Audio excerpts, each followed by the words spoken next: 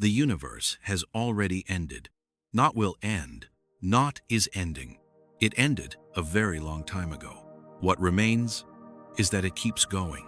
If that sentence feels unsettling, if it leaves a hollow space in your chest, or a faint chill behind your eyes, then you are already standing close to the heart of this story. Because the most disturbing idea is not destruction, it is continuation. Not the moment when everything collapses, but the moment when there is nothing left to collapse, and time continues anyway. You are listening to Whispers of the Universe. If this quiet place means something to you, press like, share this video, and subscribe to the channel. Not to feed an algorithm, but to leave a trace to mark that. For a brief and fragile moment in cosmic history, there was still a mind listening. Now, stay with me. Imagine a future so distant that all familiar measures of time dissolve. No days, no years, no eras. Only numbers so vast that the human brain was never shaped to hold them. Trillions upon trillions of years stretch outward, not toward an event, but toward an absence. In that far future, there is no explosion, no final flash of light, no galaxies tearing each other apart, no stars screaming as they collapse, no dramatic ending worthy of myth or scripture. Everything simply becomes even. Temperature smooths out across the cosmos.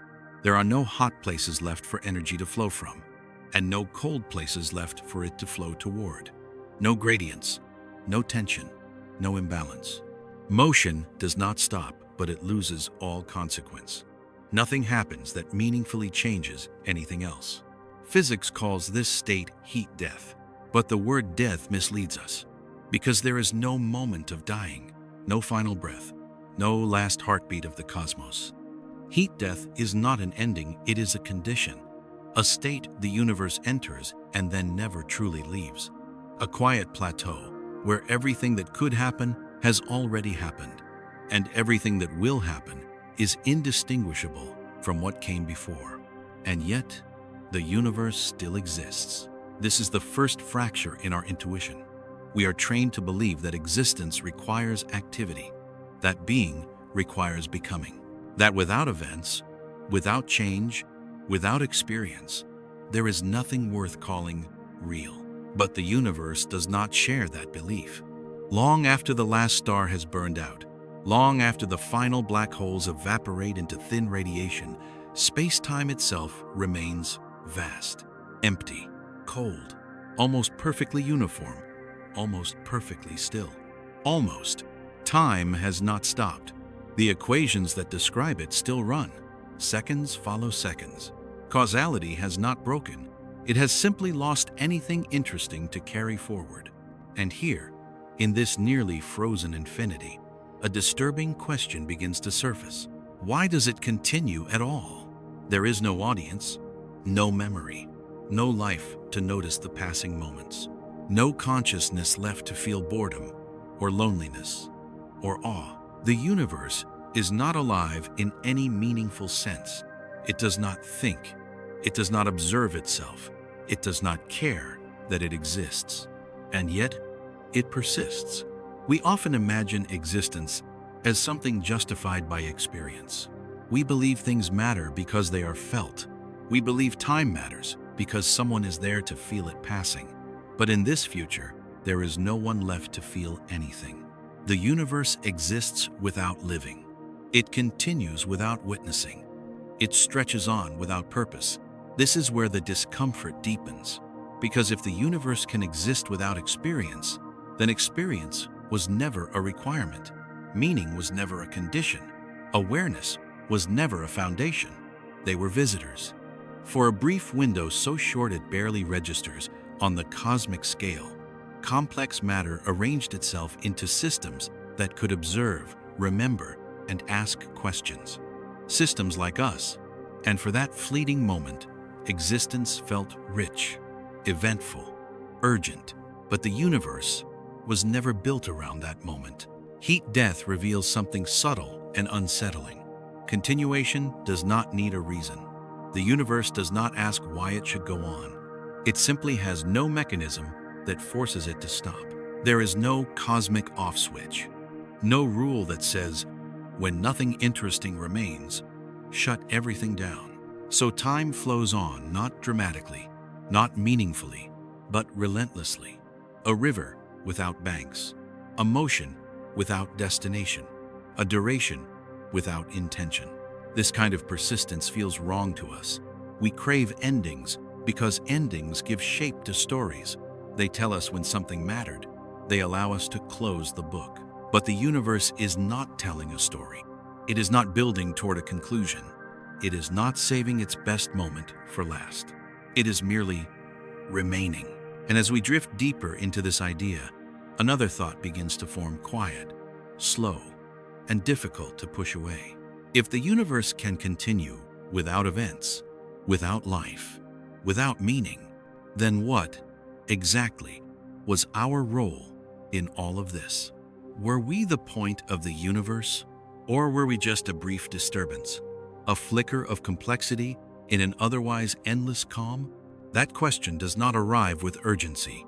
It does not demand an answer. It simply hangs there, suspended in the cold future, waiting to be carried forward by a time that no longer cares who is listening. And as we follow it slowly, gently, we begin to move toward the next layer of this silence. Because to understand why the universe keeps going, we first have to let go of the idea that it ever needed a reason. Time does not stop when nothing happens. It has no such instinct. After the universe slips into heat death, after stars are gone, after structure dissolves, after every dramatic chapter has already been written, time continues with the same indifference it always had. Not slower, not faster, just forward. This is the second quiet shock hidden inside the future of the cosmos. We imagine time as something that needs events to justify itself. A clock needs ticking. A story needs scenes. A life needs moments. Without change, we assume time must collapse into irrelevance. But the universe does not measure time the way we do. Picture an empty room with a clock on the wall. No people, no movement, no sound except the faint mechanical pulse of seconds advancing. If no one is there to see it, does the clock stop? Of course not. It continues, obedient to its internal rules, indifferent to observation. Now, remove the room, remove the clock, remove even the walls of space as we know them. What remains is space-time itself, still structured, still ordered, still unfolding according to equations that never asked whether anyone was watching. Time, in physics, is not a story. It is a parameter, a dimension, a coordinate that allows one state of the universe to be distinguished from another, even if those states look almost identical. And in the far future, those states will look almost identical. This is where intuition begins to fail us, because we associate time with experience, with anticipation and memory, with waiting and regret, with the feeling that something is about to happen or has already happened. But experience is not built into time. Experience is something layered on top of it, something fragile, local, temporary. When all observers are gone, time does not vanish. It simply loses its witnesses. In a heat-dead universe, there are no events in the way we understand them. No stars igniting, no galaxies colliding, no chemistry complex enough to sustain metabolism or thought. Matter is spread thin. Energy differences are flattened. Everything that could fall has already fallen. And yet, the universe at one moment is not identical to the universe a moment later. The difference is unimaginably small, but it exists. Quantum fields still fluctuate. Virtual particles appear and disappear. Black holes, if any remain, continue their slow evaporation through Hawking radiation, shedding mass over spans of time so vast they defy comprehension. Protons, according to some theories, may eventually decay, transforming matter into lighter particles across timescales longer than the current age of the universe, multiplied by trillions. These are not events you can build a narrative around. They do not form arcs. They do not escalate. They do not resolve. They are whispers, and whispers are enough for time to keep going. Here lies the conflict. We crave a universe that finishes, a universe that closes its eyes when the last meaningful thing is done. But physics offers no such courtesy. There is no rule stating that when complexity drops below a certain threshold, the universe must shut itself down.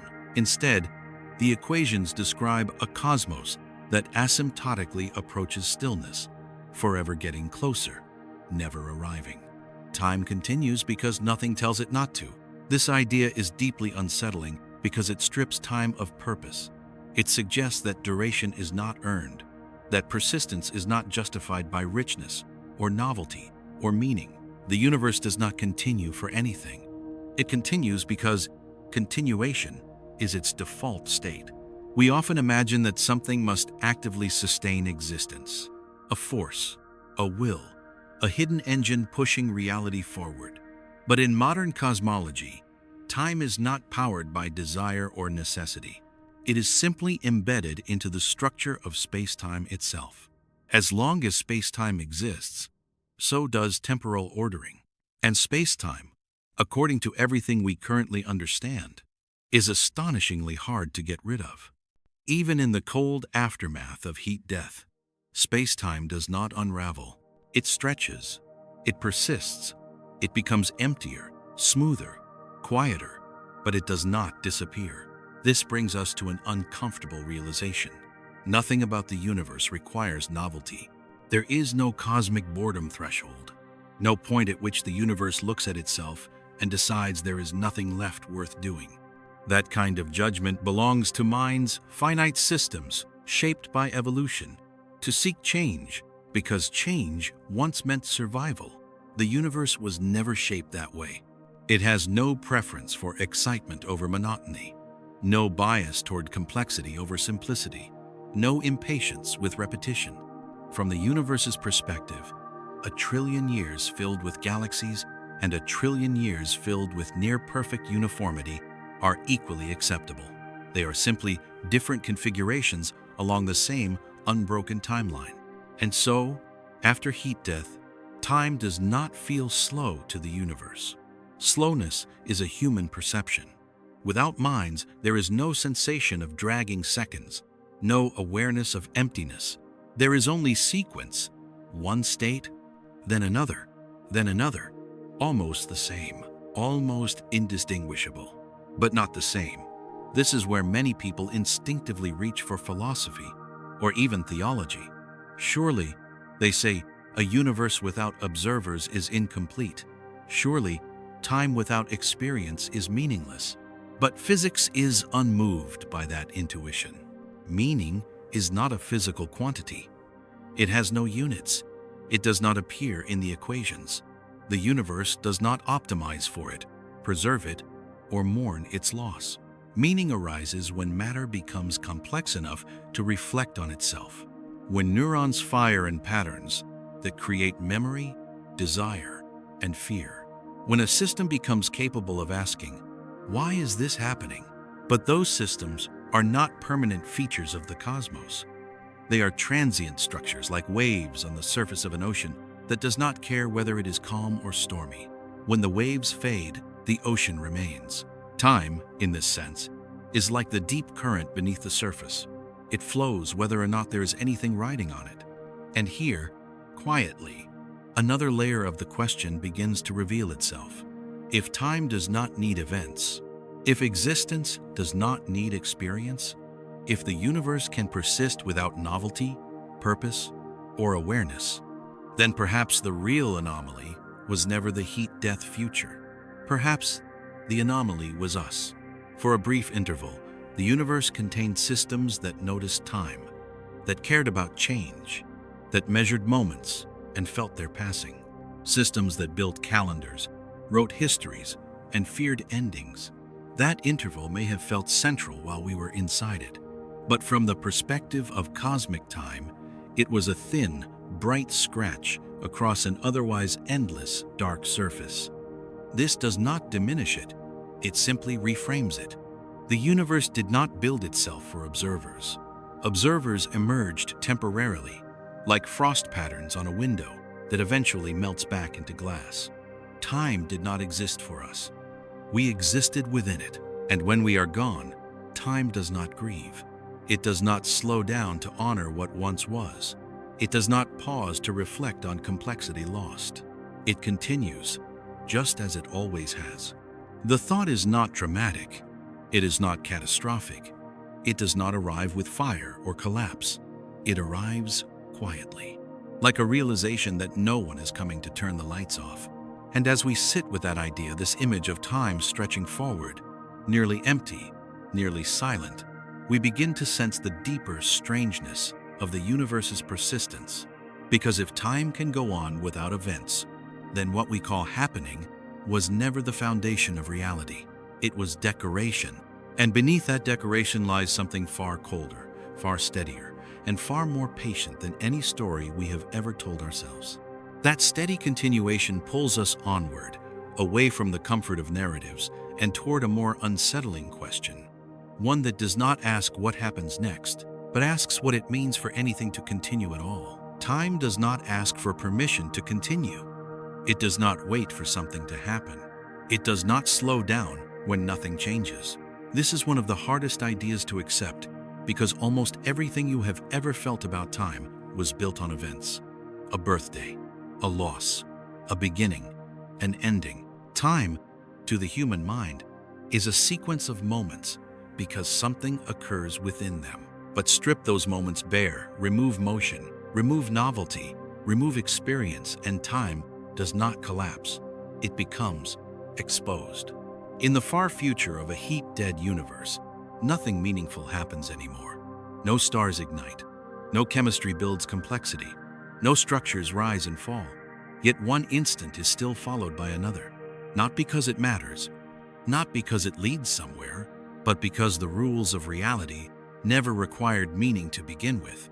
To understand this, we have to let go of a deeply rooted assumption that time is defined by change. In everyday life, time feels inseparable from events.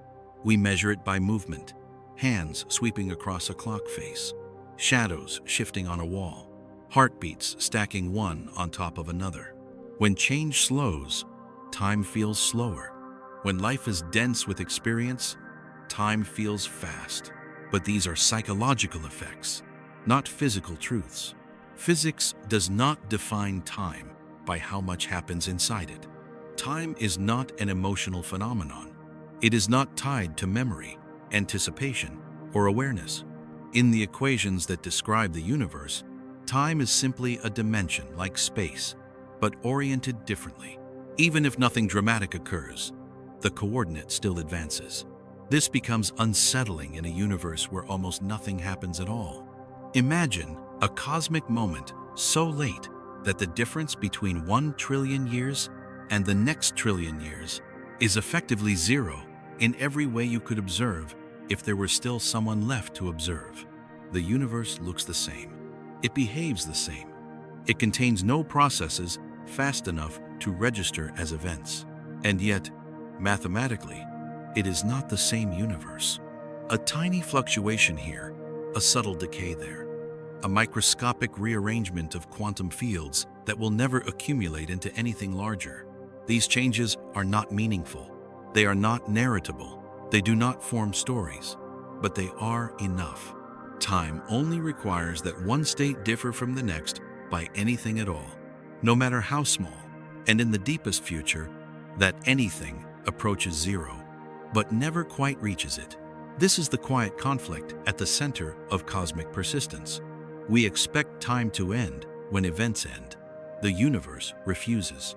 One of the reasons this feels wrong is that we confuse time with relevance. We assume that if nothing matters, nothing should continue. But relevance is not a physical property. It is a judgment layered on top of existence by minds that evolved to care. The universe never learned to care. When physicists describe the future after heat death, they do not speak of a frozen moment. They speak of asymptotes, of limits approached but never reached, of motion slowed until it becomes almost imperceptible, but not erased. There is no final frame where the universe settles and time halts. There is only an endless series of nearly identical frames, stretching forward without climax. without resolution. This means that time does not end in silence. It becomes silence. And silence, once established, does not break itself.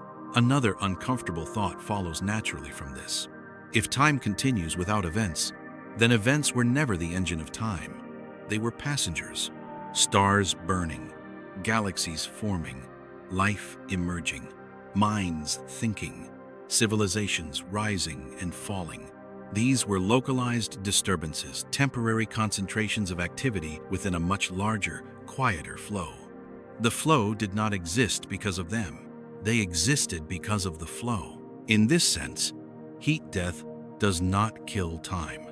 It removes the distractions that once made time feel alive. What remains is time in its most stripped form, sequence without story. There is something profoundly alien about this idea. Human consciousness is built around contrast.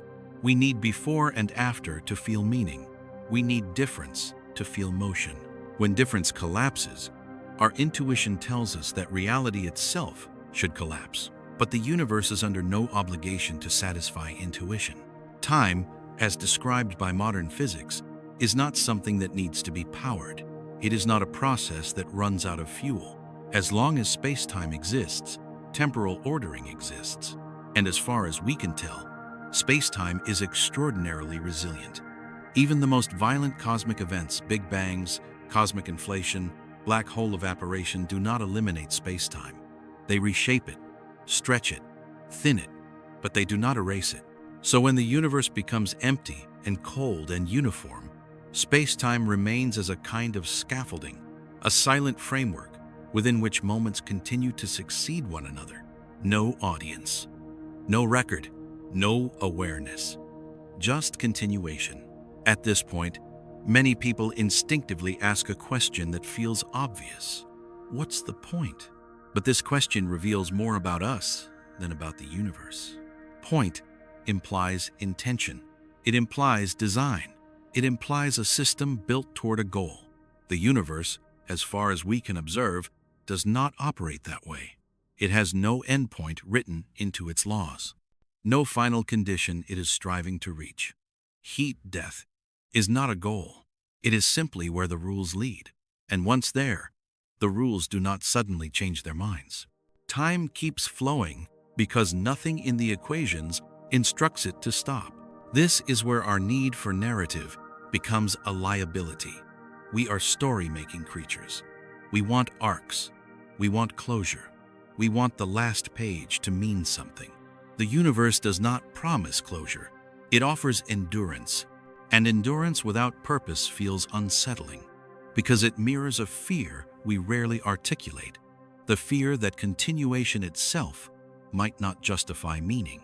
If the universe can persist forever without caring, then meaning was never guaranteed by duration. Long existence does not imply importance. Infinite time does not imply fulfillment. Meaning, it seems, was something that appeared briefly when conditions allowed and then vanished again. That does not make it false. It makes it fragile. In the heat-dead future, time becomes a vast, empty corridor. Not dramatic, not threatening, just endless. A hallway without doors, without windows, without destination. We are tempted to imagine that such a corridor is pointless. But pointlessness is not a physical condition. It is an emotional response to the absence of familiar landmarks. From the universe's perspective, nothing is missing. The corridor is doing exactly what corridors do. And here, quietly, a deeper question begins to take shape, not shouted, not urgent, but persistent in its own way. If time does not need events, and existence does not need experience, then perhaps the universe was never meant to feel alive. Perhaps life was the exception, not the rule. A brief warming, a temporary imbalance, a moment when matter forgot how to be quiet. And as that moment fades, the universe does not react. It does not mourn. It does not reset. It simply continues doing what it always did long before minds existed, and long after they are gone. This realization does not arrive like a revelation. It settles slowly, like darkness spreading evenly across a landscape once lit by scattered fires. And as those fires go out, one by one, time does not pause to notice. It keeps going, which leads us gently, inevitably, toward the next unsettling idea. If time can continue without events, then existence itself may not need life at all. There is a quiet assumption hidden deep inside the way we think about existence, an assumption so familiar that we rarely notice it, that to exist, something must in some way live, not biologically, perhaps, but actively, dynamically, with motion, intention, or at least interaction. We imagine existence as something animated, something that does, reacts, responds. And when animation disappears, we instinctively expect existence to follow it into silence. But the universe does not agree. Long after the last star has burned its fuel, long after the final atoms have been torn apart or diluted beyond recognition, the universe remains, not alive, not awake, not even dormant, simply present. This is the strange truth that begins to surface once we move past the comfort of time continuing without events. The universe does not need to live in order to exist. Life was never a requirement. It was a condition, temporary, local, and fragile. In the heat-dead future, nothing qualifies as alive by any definition we recognize. There are no self-sustaining systems, no metabolism, no replication, no boundaries between inside and outside. Matter is spread too thin, energy too evenly distributed, complexity too eroded. And yet, the universe is still there. This feels wrong because we are products of life. Everything we value, memory, awareness, purpose, emerges from living systems. So we subconsciously project those values backward onto the cosmos itself. We imagine the universe as something that once came alive, that might someday die. But those words belong to us, not to physics. From the universe's perspective, life was an interruption. For most of cosmic history, there was no life. And for almost all of its future, there will be no life again. The era of living systems occupies a narrow band of time, squeezed between an unimaginably hot beginning and an unimaginably cold aftermath. If you zoom out far enough, life looks less like a destiny and more like a flicker. This realization creates a subtle conflict, because if the universe can exist without life, then life was never its purpose. Consciousness was never its goal. Awareness was never the point toward which everything was moving. They happened, but they were not required. In the far future, the universe does not grieve their absence. It does not register loss. There is no cosmic loneliness, no sense of abandonment, no awareness that something precious has vanished. Loneliness requires a mind. The universe has none. This is difficult to accept because we often treat existence as something that must be justified by experience. We ask, what is the value of a universe no one experiences? What does it mean for something to exist if there is no one left to notice it? But again, these questions assume that meaning is a prerequisite for reality. Physics makes no such demand. Existence, at its most basic level, is not experiential. It does not require sensation or awareness. It does not require observers. It only requires that the conditions allowing it to persist are not violated. In a heat-dead universe, those conditions remain intact. Space-time does not collapse simply because it has become empty. Quantum fields do not vanish because no one is measuring them. The fundamental structure of reality does not dissolve because it no longer supports life. Life depended on the universe. The universe never depended on life. This inversion is unsettling because it removes us from the center of the story. It suggests that the most familiar phase of existence, the one filled with stars, planets, chemistry, and thought, was not the universe reaching its full expression. It was the universe briefly forgetting how to be simple. Complexity, from this perspective, is not the default. It is a deviation, a temporary state sustained by energy gradients that cannot last forever. When those gradients flatten, complexity drains away, not violently, not dramatically, but quietly. Systems that once maintained themselves lose the ability to do so. Boundaries blur, structures unravel. What remains is not death, but neutrality. The universe becomes something closer to a background than a participant. And this background does not need to do anything to remain real. This is where language begins to betray us. We use words like still, remaining, continuing, as if the universe were choosing to persist, as if it were resisting an urge to stop. But there is no urge. There is no effort involved in continuation. Stopping would require a mechanism, a rule, a condition that says, at this point, existence must end. No such condition appears in our best theories. Nothing in the known laws of physics instructs the universe to shut itself off once life disappears. So the universe does what it has always done. It obeys the rules that define it. And those rules do not care whether anything is alive. This leads to a deeper, quieter discomfort. Because if the universe does not need to be alive, then life was never a necessary chapter. It was optional, contingent, dependent on circumstances that could easily have failed to arise. The cosmos could have remained sterile forever, and it would have been no less real. This does not mean life was meaningless. It means meaning was local, temporary, generated within a narrow window of conditions that allowed matter to reflect on itself. Meaning did not radiate outward to define the universe. It flickered inward, within small pockets of complexity. And when those pockets disappear, the universe does not notice. There is something profoundly alien about a reality that does not register its own silence. We imagine emptiness as absence, as loss. But for the universe, emptiness is just another configuration, a simpler one. In the far future, there is no struggle to maintain existence, no effort to survive. Survival is not a concept that applies. There is nothing threatening the universe, nothing opposing it, nothing waiting to replace it. There is only continuation. This is why heat death is often misunderstood as a tragic ending.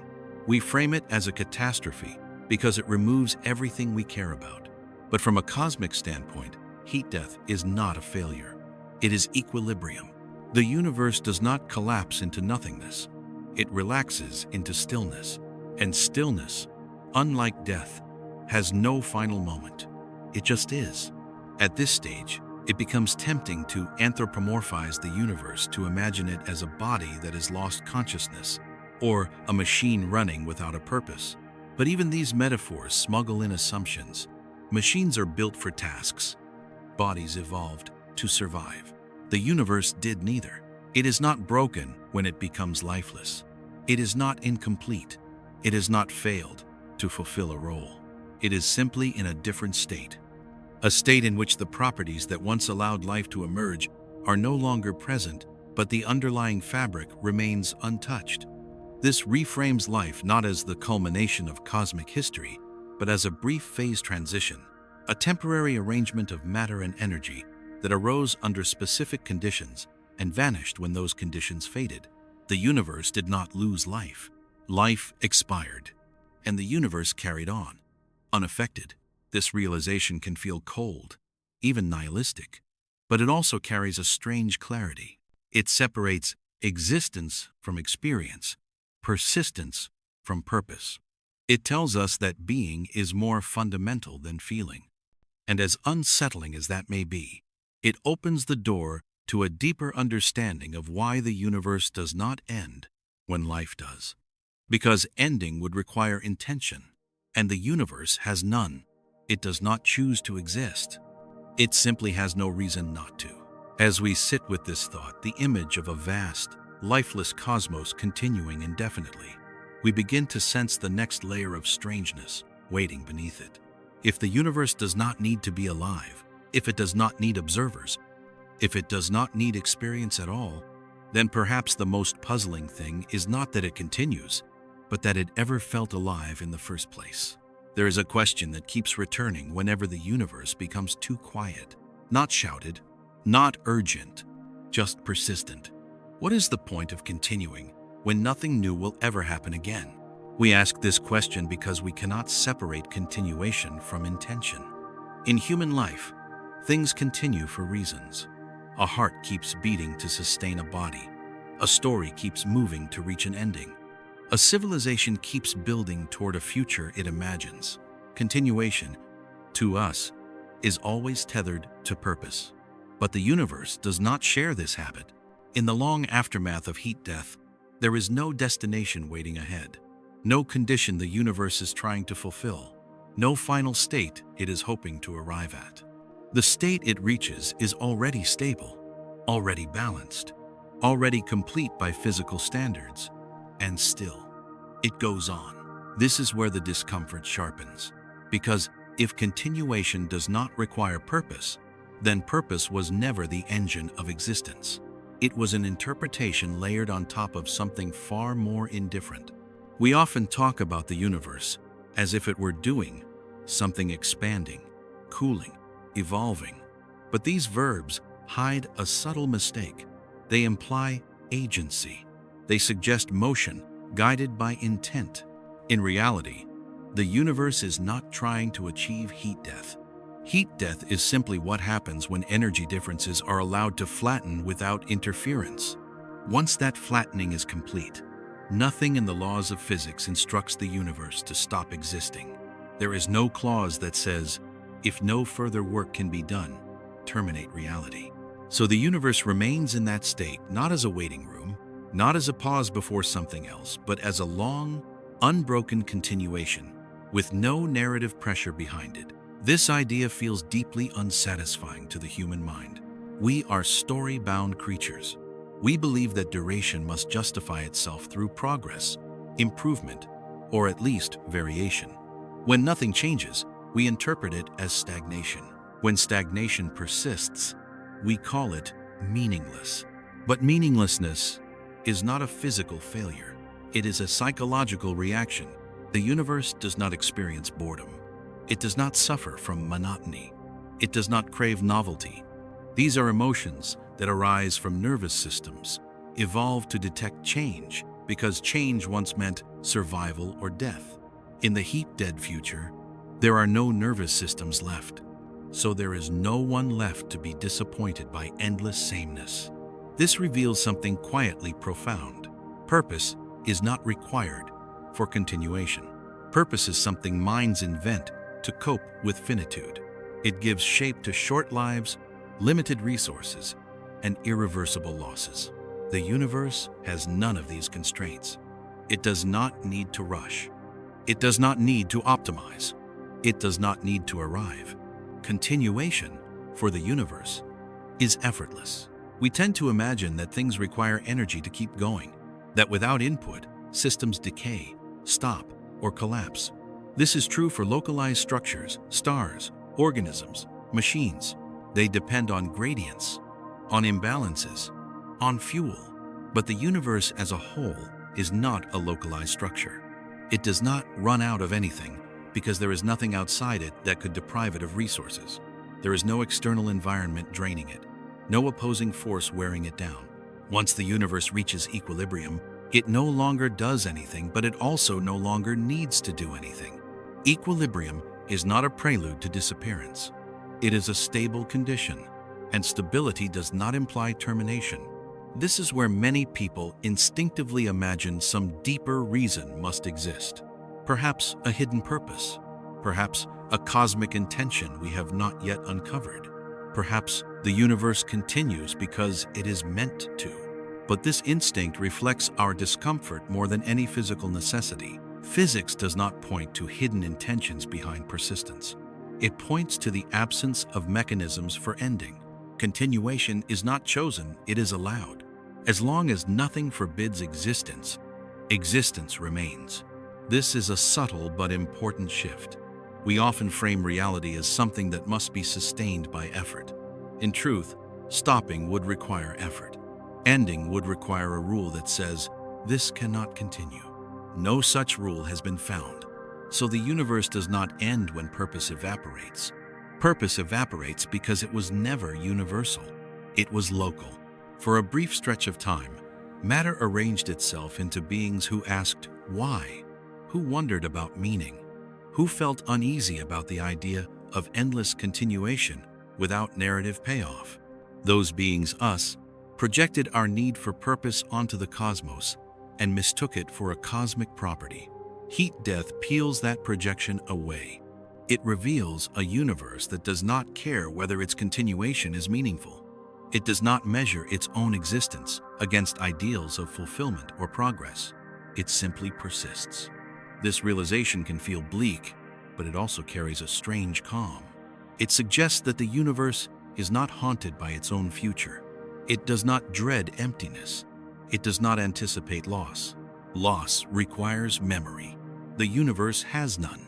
In the far future, there is no regret that things were once more interesting, no awareness that complexity has drained away, no sadness that stars once burned and no longer do. Sadness belongs to creatures who remember. The universe does not remember. This brings us to an unsettling inversion of how we usually think about value. We tend to believe that things are valuable because they last, that endurance grants importance, that permanence is a kind of validation. But the universe shows us something different. It lasts forever and assigns no value to that fact. Duration alone does not generate meaning. Infinite continuation does not imply significance. The universe's persistence is not a triumph. It is not an achievement. It is neutral. This neutrality is difficult to sit with because it removes the comforting idea that existence must justify itself. That reality means something because it exists. Heat death suggests the opposite. Existence does not explain itself. It does not answer questions. It does not reassure. It simply is. And here, quietly, another layer of the conflict emerges. If the universe can continue without purpose, and if purpose was something that arose briefly within it, then purpose was never guaranteed by existence. It was borrowed, a temporary lens through which a small part of the universe looked at itself. This does not make purpose false. It makes it fragile, context-dependent, finite, and perhaps that fragility is why we cling to it so fiercely. Because in a universe that does not promise meaning, meaning becomes something that must be generated locally or not at all. The universe does not promise to carry it forward. When life ends, purpose ends with it. The universe does not replace it. It does not compensate. It does not adapt. It simply continues without it. This thought does not arrive with a conclusion. It does not offer comfort or despair. It simply sits there, like a wide, empty plain stretching in all directions. Continuation without purpose. Existence without explanation. A universe that does not ask why it goes on because it never learned to ask in the first place. And as this idea settles, slowly and evenly, another question begins to surface. Not about purpose, but about necessity.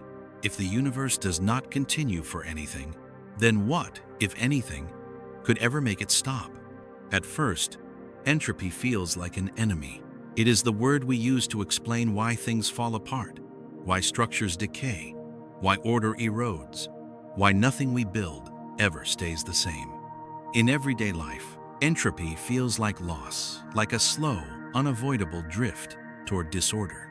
But this feeling comes from living inside a universe where entropy is still in motion. In the far future, entropy is no longer something that grows. It no longer advances. It no longer competes with order. It wins completely. And when it does, something unexpected happens. The struggle ends. Entropy, in its final form, is not chaotic. It is calm. In a heat-dead universe, entropy has reached its maximum. Energy is spread as evenly as possible. No gradients remain. No pockets of higher order exist to be dissolved. No structures stand in defiance of equilibrium. Everything that could fall apart already has. And so entropy stops behaving like a force. It becomes a condition. This is a subtle shift, but a crucial one. While entropy is increasing, the universe feels dynamic. Processes occur. Systems decay. Change has direction. There is a before and an after that matters. But once entropy reaches its ceiling, direction disappears. Nothing is being lost anymore. Nothing is being gained. Nothing is being competed for. The universe is no longer moving toward disorder. It is disorder perfectly balanced, perfectly even, perfectly indifferent. And this is where many intuitions break down. We imagine maximum entropy as chaos, as noise, as randomness exploding in every direction. But true maximum entropy is not loud. It is uniform. Chaos, as we usually picture it, requires contrast. It requires differences in energy, in structure, in motion. Once those differences vanish, chaos has nothing left to express. The universe becomes smooth, so smooth that almost nothing can be said about it. In this state, time does not carry tension. There is no arrow pushing events from one meaningful configuration to another. The arrow of time, the idea that time has a preferred direction because entropy increases, loses its bite. Time still exists. Sequence still exists, but direction becomes irrelevant. Moments follow moments, but they do not lead anywhere. This is deeply unsettling because so much of our understanding of reality is built on contrast. We understand motion because we see change. We understand progress because we see difference. When difference collapses, understanding collapses with it. The universe does not. It continues, quietly, inside a state where entropy no longer has work to do. This is the conflict hidden inside the idea of heat death.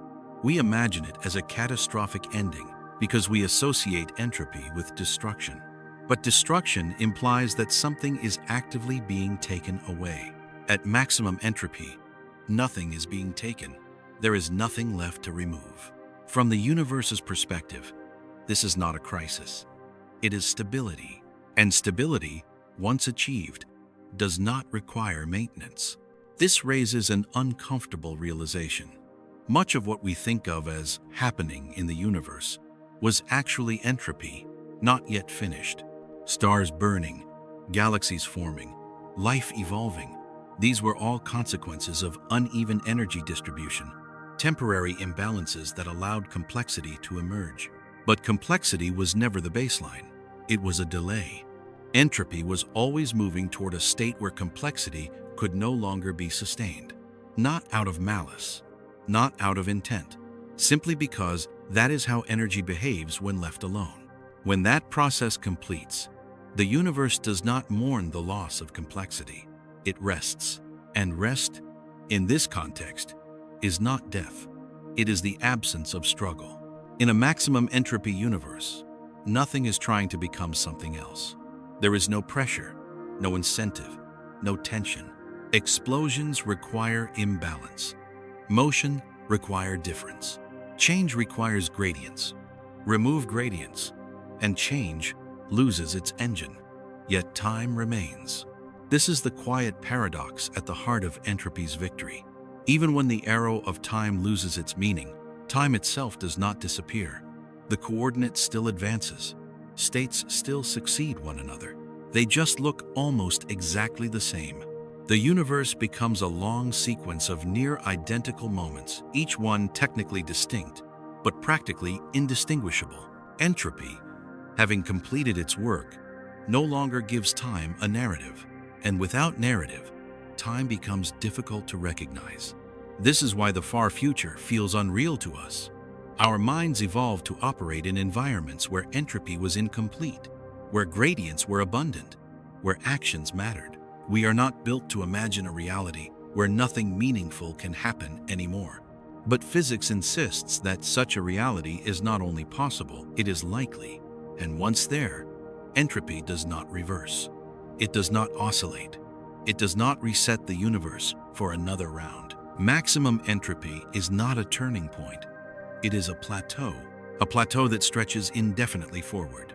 This removes another comforting illusion, that endings imply renewal, that after collapse, something new must emerge, that the universe, like a story, must cycle through phases of tension and release.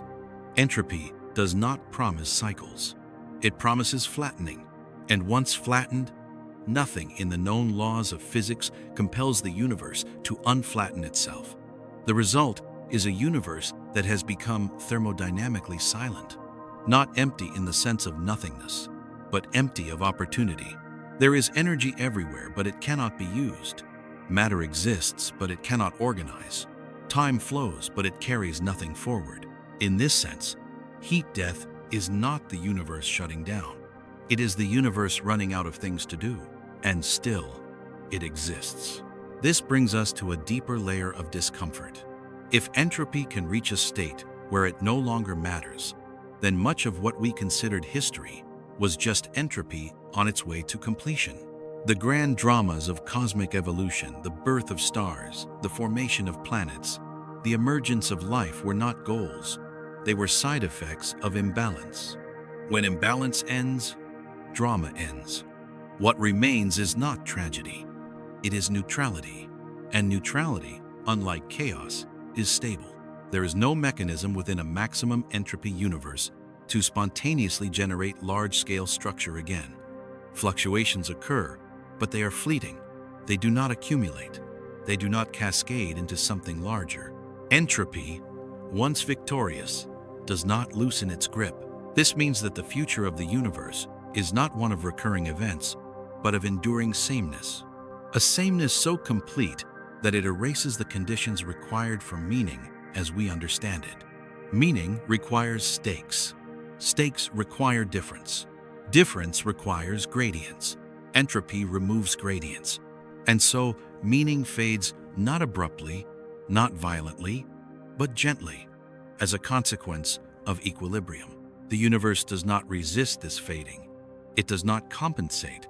It does not replace meaning with something else. It allows it to dissolve. This realization reframes the entire cosmic story. What we thought was the main act may have been a brief deviation from a far longer stillness. What felt central may have been peripheral. What felt eternal may have been temporary. Entropy does not destroy the universe. It simplifies it. And in that simplified state, the universe continues not because it must, not because it wants to, but because nothing prevents it from doing so.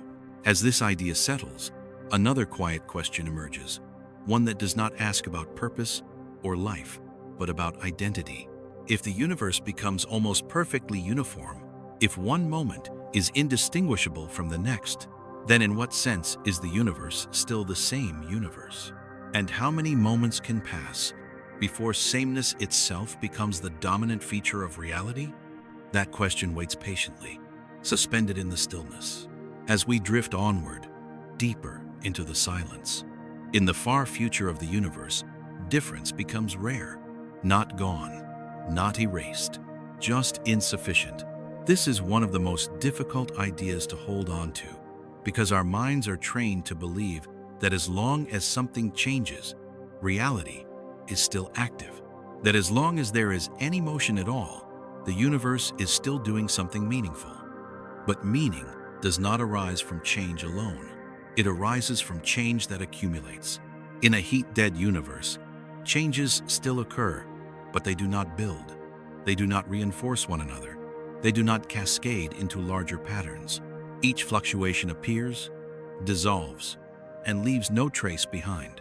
Difference exists, but difference no longer matters.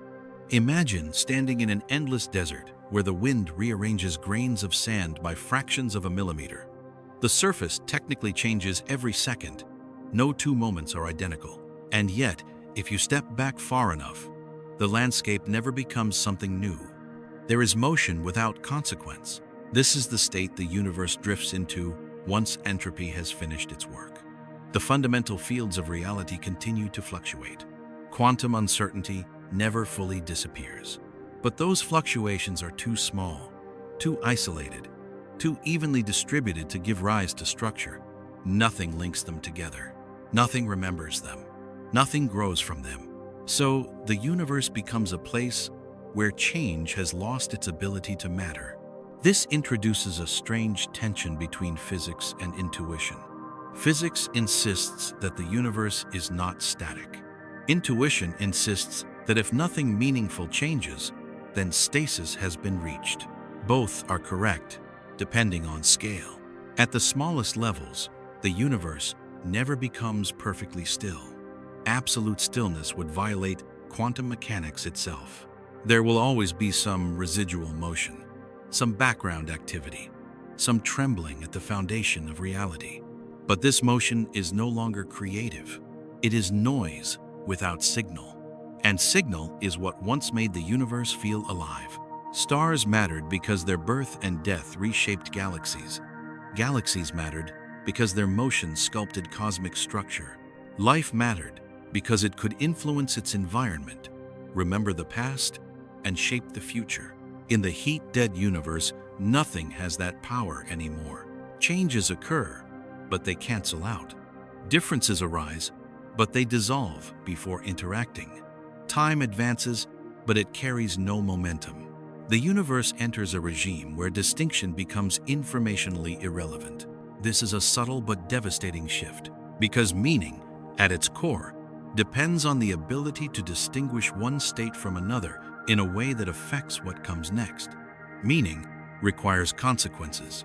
In a universe where consequences evaporate, meaning has no foothold, and yet the universe remains. We often think of existence as something that must justify itself through significance. But here we encounter a form of existence that persists without significance, without accumulation, without memory. This is where sameness becomes dominant, not as an absolute identity between moments, but as a practical indistinguishability. From any meaningful distance, one moment of the universe looks exactly like the next, not because nothing changes, but because nothing that changes is strong enough to leave a mark. This is deeply unsettling, because it challenges a hidden assumption that difference alone is enough to sustain reality as something recognizable. It is not.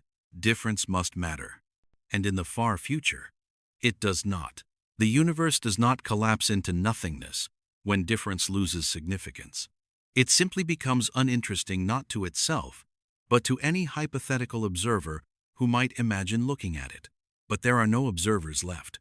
And that absence matters, because observation is one of the few processes that can amplify difference. Observers record, compare, react. They turn tiny variations into memory, into history, into narrative. Without observers, differences remain isolated. They flicker and vanish. This is why the universe after heat death is not chaotic in the way we fear. Chaos still produces patterns. Chaos still creates contrast. Chaos still allows surprises. Maximum entropy does not. It produces monotony so complete that surprise itself becomes impossible. Nothing unexpected can happen, not because the universe is constrained, but because there is nothing left for expectation to operate on. This brings us to a quiet realization. The universe does not need to be eventful to continue, but it did need events for us to exist. We were born into a universe rich in gradients, hot stars against cold space, dense matter against emptiness, past against future. Those gradients created consequences. Consequences created stories. Stories created meaning. Once gradients vanish, stories end. Not with a final chapter, but with silence. And silence, unlike endings, does not announce itself. It simply spreads. This raises a question that feels almost uncomfortable to ask. If the future of the universe contains infinite time but no meaningful difference, then in what sense does that future exist at all? From a physical standpoint, the answer is straightforward. It exists because space-time exists, fields exist, and nothing prohibits their continuation. From a human standpoint, the answer feels hollow. Existence without distinction feels like a contradiction. But this contradiction only exists inside minds that evolved to value distinction. The universe does not share that value system. It does not rank moments by importance. It does not privilege novelty over repetition. It does not measure existence by interest. The future does not need to be different to be real. This is where our language begins to fail us. Words like nothing happens, suggest emptiness, absence, non-being. But what actually exists is something more subtle and more alien. A state where things happen, but nothing changes. A state where motion continues, but no direction emerges. A state where time advances, but history cannot form. The universe does not turn off. It becomes forgettable, not to itself, but to any framework that once relied on difference to make sense of reality. This idea reframes heat death yet again. It is not the universe becoming nothing.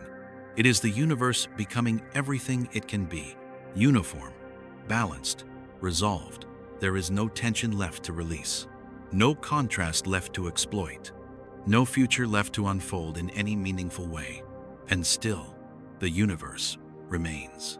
This persistence without distinction creates a strange asymmetry between past and future. The past was rich, layered, eventful. The future is flat, smooth, almost featureless. But both are equally real. This challenges another deep assumption, that reality must be symmetric in interest, that the future must somehow pay off the complexity of the past. The universe makes no such promise. It does not compensate for its early abundance with later significance. It simply allows one phase to give way to another. Complexity was temporary. Sameness is durable. This does not mean the universe prefers sameness. Preference implies evaluation. It implies a point of view. The universe has none. Sameness is simply what remains when all processes that generate difference have exhausted themselves, and that remainder is vast, almost infinite. As we sit with this image, a universe where moments blur into one another, where difference flickers but never accumulates, we begin to sense the next layer of strangeness waiting beneath it. If the universe becomes a place where nothing is different enough to matter, if time continues but history cannot form, then perhaps the deepest question is not why the universe continues, but why, for a brief moment, it ever allowed difference to matter at all. There is a final assumption that quietly dissolves once difference no longer matters. That existence needs to be seen. For most of human history, we have treated observation as something close to sacred. To be witnessed is to be real. To be remembered is to matter. To be seen is to be validated. Entire cultures, entire lives, entire fears are built around the idea that something only truly exists when it leaves an impression on a mind. But the universe does not require witnesses. In the far future, there is no one left to look.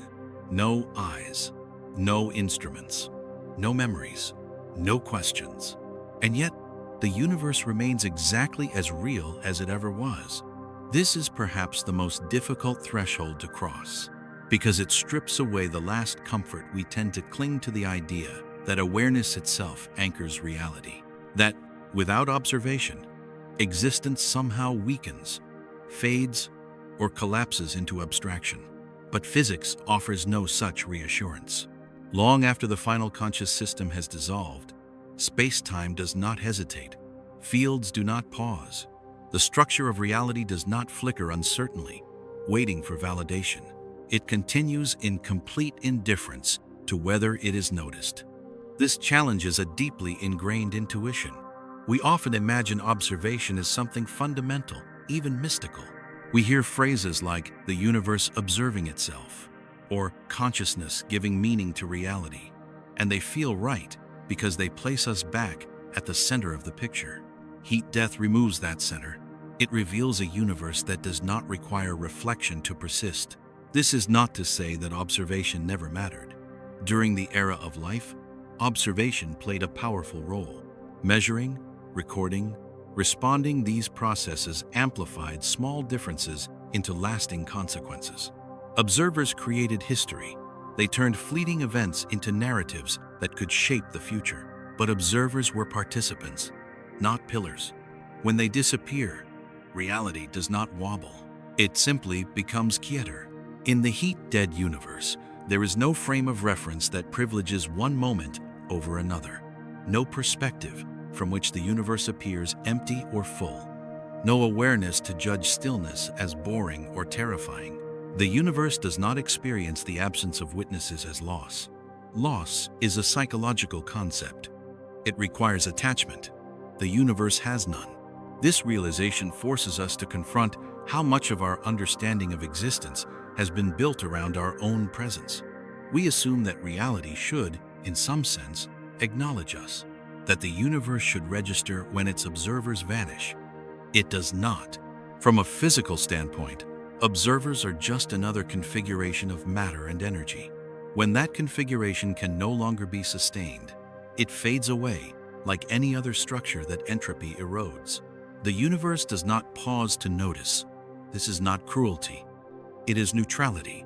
The idea of a universe without witnesses feels unsettling because it exposes a gap between reality and significance. Significance requires someone to care. Reality does not. In the far future, the universe exists in a state where nothing is being interpreted, nothing is being framed, nothing is being understood. But understanding was never a prerequisite. We often talk about reality as something that appears, but appearance implies an observer. In a witnessless universe, nothing appears or disappears. It simply is. This brings us to a subtle shift in perspective.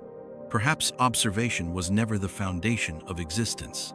Perhaps it was a temporary phenomenon, an emergent layer that arose when conditions allowed matter to form complex, self-referential systems. When those systems dissolve, the layer peels away.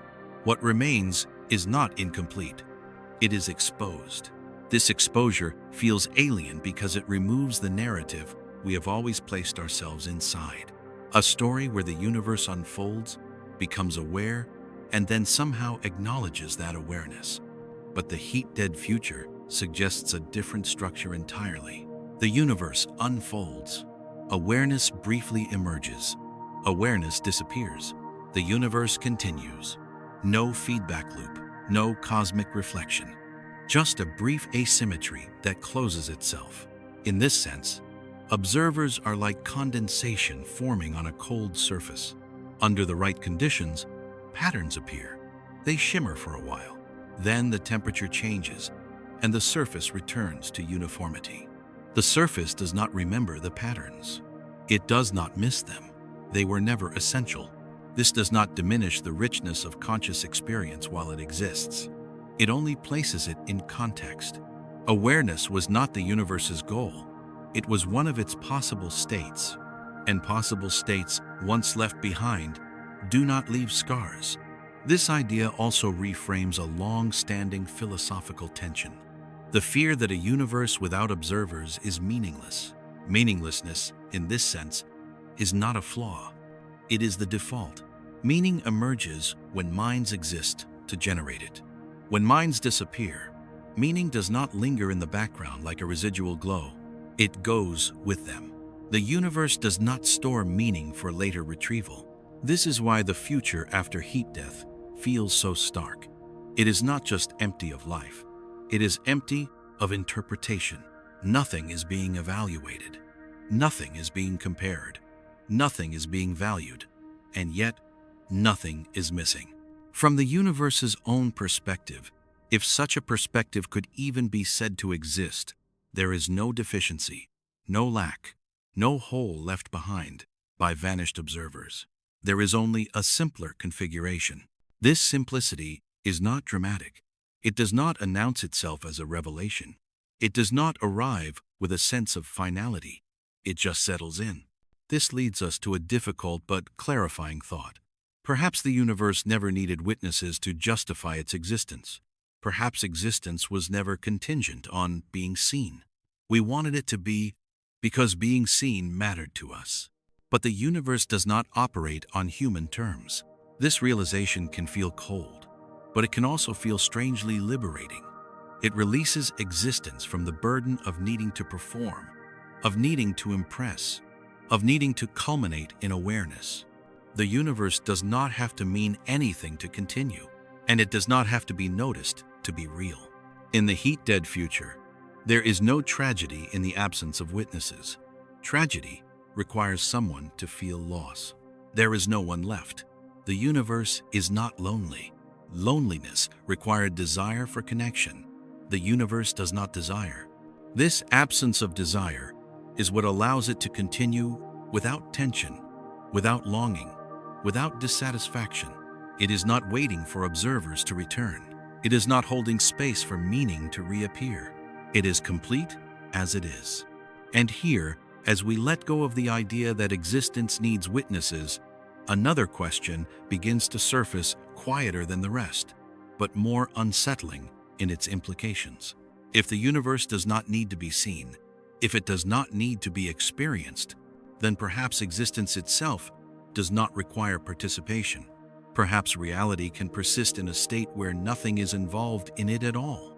And if that is true, then the deepest mystery is no longer why the universe continues, but why, for a brief and fragile moment, it allowed participation to exist in the first place. There is a final layer of detachment that reveals itself once witnesses are gone. Not just unseen, not just uninterpreted, but unexperienced. Because even without observers, we often imagine that existence must still, in some sense, feel like something. That reality, at the very least, carries an inner texture, a silent presence, a background sensation, a kind of cosmic awareness without a mind. But experience does not linger when experiencers disappear. In the far future of the universe, nothing experiences being there. This idea is harder to grasp than emptiness or silence, because experience is the lens through which we have understood everything. We do not merely observe the world, we feel ourselves existing within it. Presence, to us, is inseparable from sensation. Yet sensation is not fundamental. It is constructed. Experience arises only when matter is arranged in very specific ways, ways that allow information to be processed, compared, integrated, and remembered. Brains do this. Nervous systems do this. Conscious systems do this. Space-time does not. Quantum fields do not. The universe, at its foundation, does not feel itself unfolding. So when the last conscious systems dissolve, experience vanishes completely, not muted, not dimmed, gone. And the universe does not notice the loss, because noticing is itself an experience. This is the point where language begins to fail us. We are tempted to describe the future universe as empty, dark, or cold, but all of these words imply sensation. Darkness requires sight, cold requires touch, emptiness requires expectation. In a universe without experience, none of these apply. There is no darkness, only the absence of light detection. There is no cold, only low energy states. There is no emptiness, only low density configurations. What remains is existence without any inner dimension. This challenges a deeply rooted intuition that existence must be accompanied by experience in order to be real. But experience is not a property of reality as a whole. It is a local phenomenon, a brief arrangement of matter that creates an inner point of view. When that arrangement collapses, the point of view collapses with it. The universe does not inherit it. In the heat-dead future, there is no one left to be bored by eternity. No one left to feel the drag of infinite time. No one left to feel trapped in monotony. Those feelings require consciousness. Without consciousness, infinite time is not endured. It simply exists. This is a subtle but profound shift. We often project our discomfort with endlessness onto the universe itself. We imagine that a future with nothing happening must be unbearable. But unbearable to whom? Suffering requires sensation. Sensation requires a nervous system. The universe has neither. So the future is not bleak in the way we fear. It is neutral beyond feeling. This neutrality dismantles another illusion, that experience is woven into the fabric of reality. It is not. Experience is something that briefly happened within reality. For a short time, matter learned how to fold back on itself, how to create feedback loops complex enough to generate awareness, how to produce an inner world alongside the outer one. That inner world felt central while it existed, but it was never foundational. The universe does not collapse into a dreamless void when experience disappears. It does not lose a dimension. It does not become incomplete. It simply sheds a layer that was never required. This raises an unsettling comparison. Think of a fire burning in an empty field. While it burns, it produces light and heat. It transforms its surroundings. It draws attention. But when the fuel is gone, the fire does not leave behind fireness as a property of the field. The field remains. Conscious experience is similar. While it exists, it dominates perception. It feels like the core of reality. But when the conditions that sustain it vanish, experience leaves no residue in the universe itself. No echo, no afterimage, no memory. The universe does not replay consciousness. This idea can feel disorienting because it undermines the sense that experience grants permanence. We like to believe that feeling something makes it matter on a cosmic scale. That awareness elevates events beyond mere physical processes. But awareness does not persist beyond its physical substrate. When the substrate dissolves, experience dissolves with it, and the universe does not keep a record. This is not because the universe is cruel or dismissive. It is because the universe does not have a storage mechanism for experience. Memory exists only within systems capable of encoding it. Once those systems are gone, memory vanishes. This reframes the relationship between experience and existence. Experience was not something the universe was moving toward. It was not the culmination of cosmic evolution. It was a phase, a rare and fragile one. And like all phases, it ended when the conditions that sustained it could no longer be maintained. The heat-dead universe is not haunted by the absence of experience. Haunting requires awareness. It is not empty in the emotional sense, because emotions are not there to register emptiness. It is simply configured in a way that no longer allows experience to arise. This leads to a quietly radical conclusion.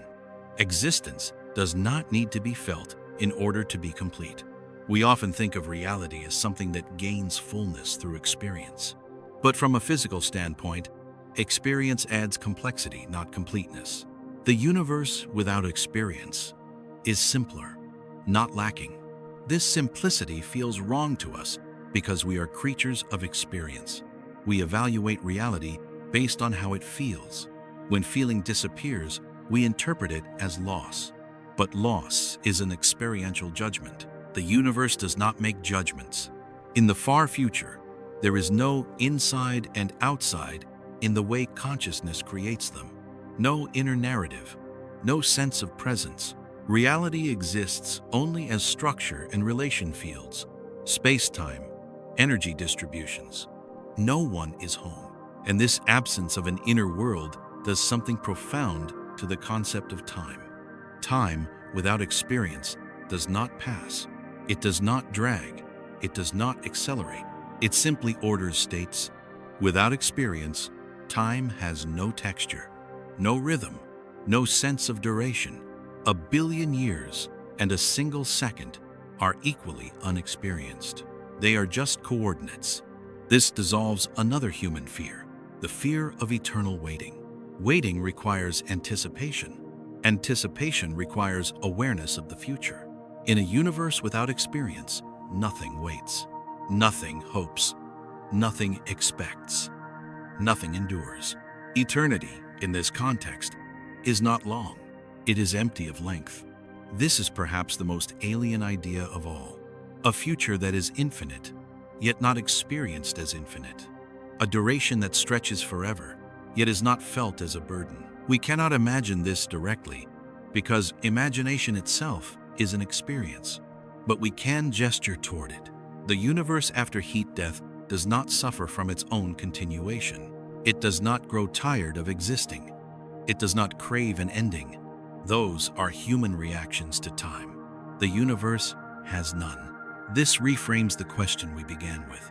Why does the universe continue to exist even when nothing new happens? Perhaps the better question is this: why did we ever assume existence needed to be experienced in order to continue? Experience was never the rule. It was the exception. A brief window during which reality folded inward and felt itself from the inside. When that window closed, Existence did not collapse. It simply stopped feeling like anything at all, and yet it remained. This realization does not arrive as a dramatic insight. It settles slowly, like a deep calm. It removes the urgency we often project onto the future, the fear that endless existence must be unbearable. Unbearable to whom? In the far future, there is no one left to bear it.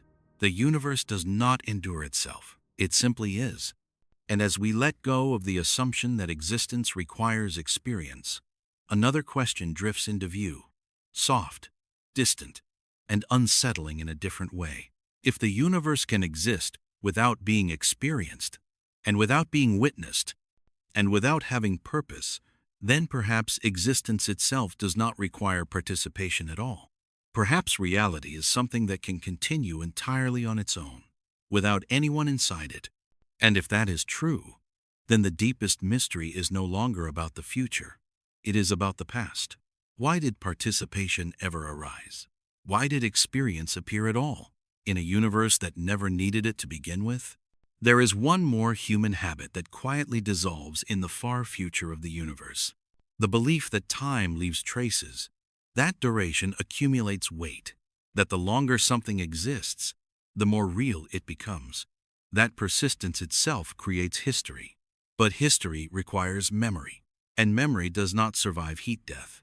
In the universe that stretches beyond all events, nothing remembers that anything ever happened. Not because memory is erased, but because there is nothing left capable of holding it. This is a subtle but decisive shift. We often imagine the future as something that contains the past, as if time were a vast archive, storing everything that ever occurred, as if the universe somehow carries its own history forward, even when no one is left to read it. But physics offers no such archive. Memory is not a property of time. It is a property of matter arranged in very specific ways. Neurons, molecules, magnetic domains. Information storage requires structure, energy gradients, and protection from noise. All of these vanish as entropy reaches its maximum. When those structures dissolve, memory dissolves with them. The universe does not keep souvenirs. In the heat-dead future, the past is not hidden. It is gone. This is difficult to accept because we treat the past as something fixed and eternal. We believe that once something happens, it is forever part of reality.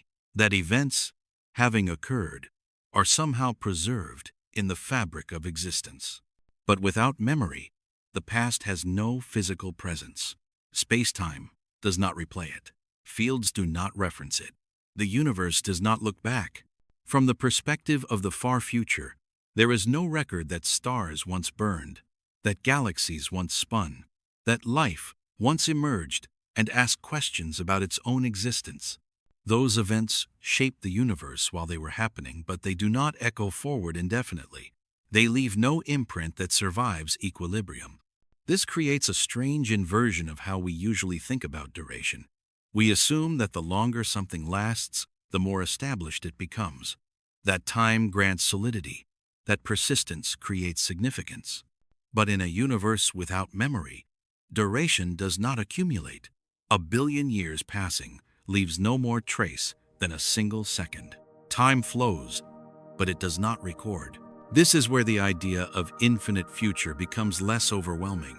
We imagine eternity as an unbearable weight, an endless pile of moments stacked on top of one another. But stacking requires memory. Without memory, moments do not pile up. They slide past one another without leaving residue. The universe does not become heavy with age. It does not grow tired.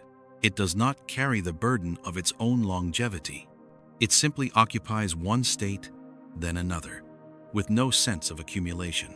This dismantles another quiet fear, the fear that the universe will be trapped in its own endlessness, that infinity itself is a kind of prison.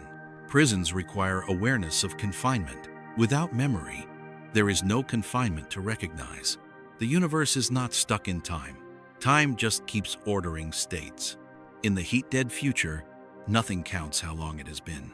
There is no internal clock that says, this has gone on long enough. There is no threshold where endurance becomes intolerable. Tolerance is an experience. The universe does not tolerate its existence. It does not experience it. This absence of memory also erases another human concept: legacy. We often find comfort in the idea that something of us will remain, that traces of our actions will persist, that the universe will, in some way, remember we were here. But remembrance requires systems capable of preserving information against entropy. In the long run, entropy wins. All records fade. All inscriptions dissolve. All signals redshift into silence. The universe does not curate its own history. It allows it to vanish. This is not annihilation. It is forgetting without a subject. The future universe is not one that has lost its past. It is one in which the past no longer exists as a physical entity. This challenges the idea that the universe is a timeline with a beginning, middle, and end. Instead, it begins to look more like a sequence of states with no cumulative narrative. The early universe does not sit behind the late universe as a remembered chapter. It is simply no longer there. And yet, this does not make the future unreal. Reality does not require memory. It only requires consistency. As long as the laws of physics remain internally coherent, the universe remains fully real, even if it carries no recollection of how it arrived at its current state. This is deeply counterintuitive because memory is how we make sense of continuity. Without memory, we feel disoriented. We lose identity. We lose meaning. But identity is a construct of memory. The universe does not have one. It does not maintain a sense of self across time. Each moment exists, then gives way to the next, without reference. This means that the universe does not age. Aging implies change relative to a remembered past. Without memory, there is no aging, only succession. The far future is not old.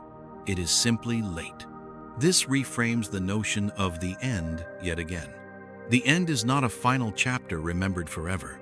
It is not a conclusion preserved in cosmic memory. It is a state that arrives and then is forgotten immediately, not by someone, but by no one. There is something strangely peaceful about this idea. A universe that does not accumulate regret, that does not carry trauma, that does not relive its past. Everything that happens matters only while it is happening. Then it dissolves. This does not diminish the intensity of those moments while they exist. It simply places them within a reality that does not hold on. The universe does not cling. It does not archive. It does not replay. It moves on, not consciously, not intentionally, but structurally. Time advances. Memory does not. And as we accept that duration does not create history without memory, another question begins to surface, one that shifts the focus away from time and toward existence itself. If the universe does not remember its past, if it does not experience its present, if it does not anticipate its future, then in what sense is the universe persisting at all? What does continuation mean? When nothing is carried forward?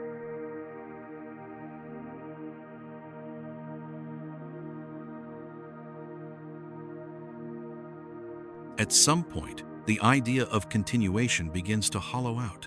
If nothing is remembered, if nothing is experienced, if nothing accumulates, then what does it even mean to say that the universe persists? We use the word persistence as if it implies endurance, as if something is being held together across time. We imagine a thread that runs from the past through the present and into the future, binding moments into a single, extended existence. But that image depends on carryover, and in the far future of the universe, there is none. Nothing is carried forward except structure. No memory, no meaning, no identity, just consistency. This is where our language begins to mislead us. We say the universe continues, but continuation suggests that something remains the same because of what came before, that the present inherits something from the past.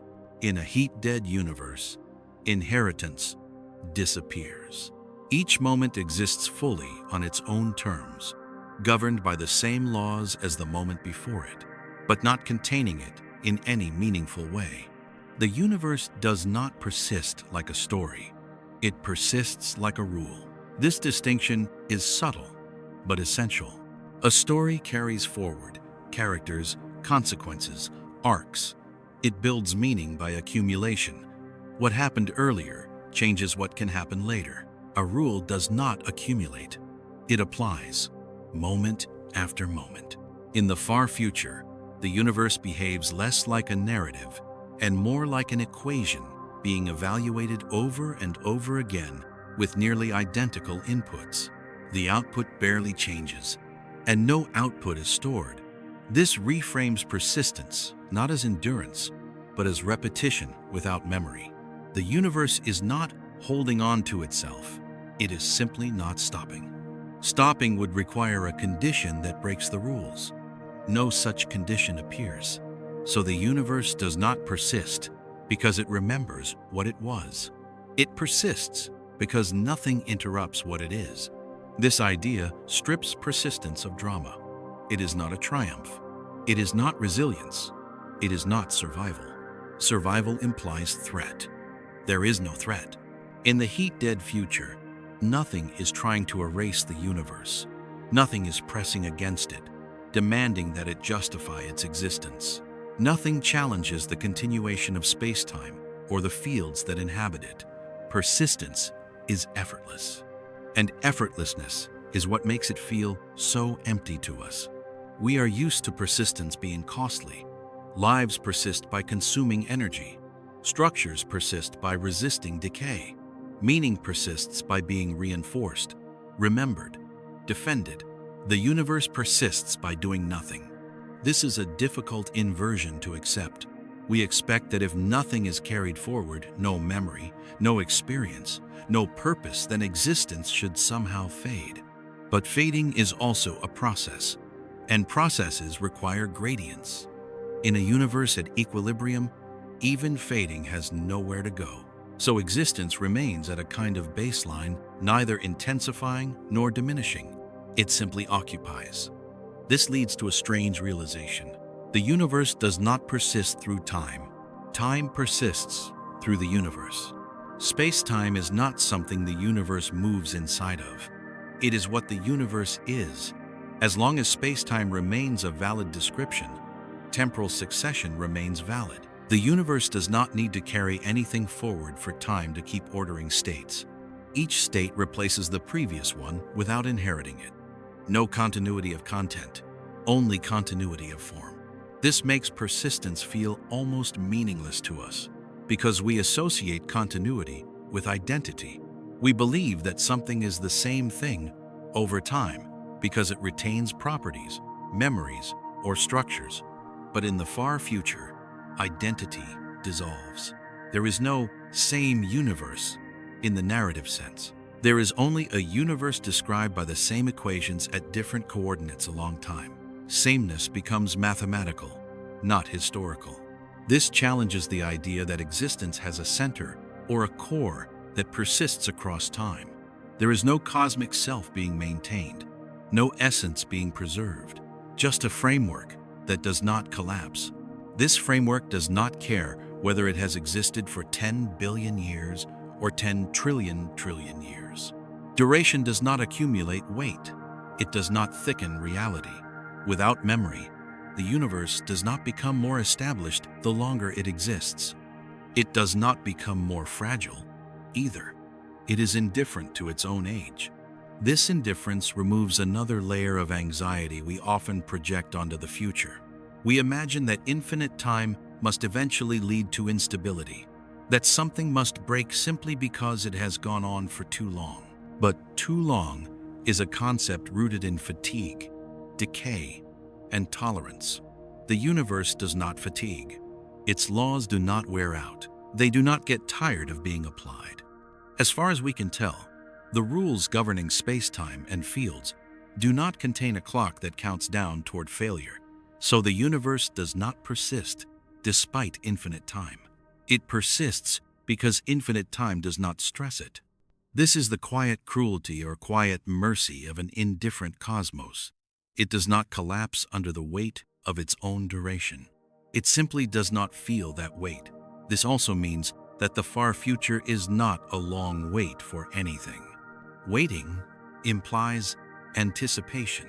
There is none. There is no state the universe is waiting to reach after heat death. No reset, no awakening, no return of complexity promised at the end of a long silence. The silence is the state, and it does not accumulate pressure. This undermines one of the last narrative instincts we bring to cosmology, the hope that persistence implies potential, that as long as something exists, something could happen again.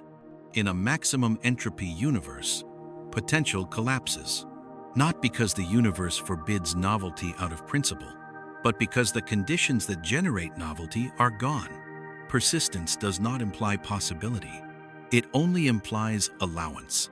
The universe allows itself to exist. That is all. This allowance is not granted by an external authority. It is not renewed each moment. It is simply the absence of a constraint that would end it. Ending would require a rule that says, space-time must dissolve, fields must vanish, equations must stop applying. We have no evidence of such a rule. So persistence continues not as a process, not as an achievement, but as a default. This brings us to an uncomfortable but clarifying point. We often ask why the universe continues, as if continuation were surprising. Perhaps it is not. Perhaps the truly surprising thing was not that the universe persists after everything meaningful fades, but that meaning ever appeared within it at all. Meaning required carryover. It required memory. It required experience. It required systems capable of binding moments together and caring that they were bound. Those systems were rare and temporary. The universe does not miss them, but we do, because we are built out of carryover, out of continuity, out of memory and anticipation and identity, stretched across time. When we imagine a universe without carryover, it feels wrong, like existence stripped of its spine. But the universe never had a spine. It had structure, and structure remains. This is the quiet truth hidden beneath the idea of persistence. The universe does not need to remember itself in order to remain real. It does not need to experience itself. It does not need to carry anything forward. It only needs its rules to remain valid, and as far as we can tell, they do. This realization does not conclude anything. It does not offer resolution. It simply removes another assumption. That continuation must contain something. In the far future, continuation is empty of content, but not empty of being. And as we drift deeper into this idea, one final question begins to take shape, not about time, or memory, or experience, but about necessity. If nothing is carried forward, if nothing is gained or lost, if persistence requires no effort, then what would it even mean for the universe to end? What could ending possibly look like? In a reality where continuation is effortless and nothing depends on what came before, we speak about endings as if they are inevitable, as if everything that begins must conclude, as if persistence carries within it the seed of termination, as if duration itself demands closure.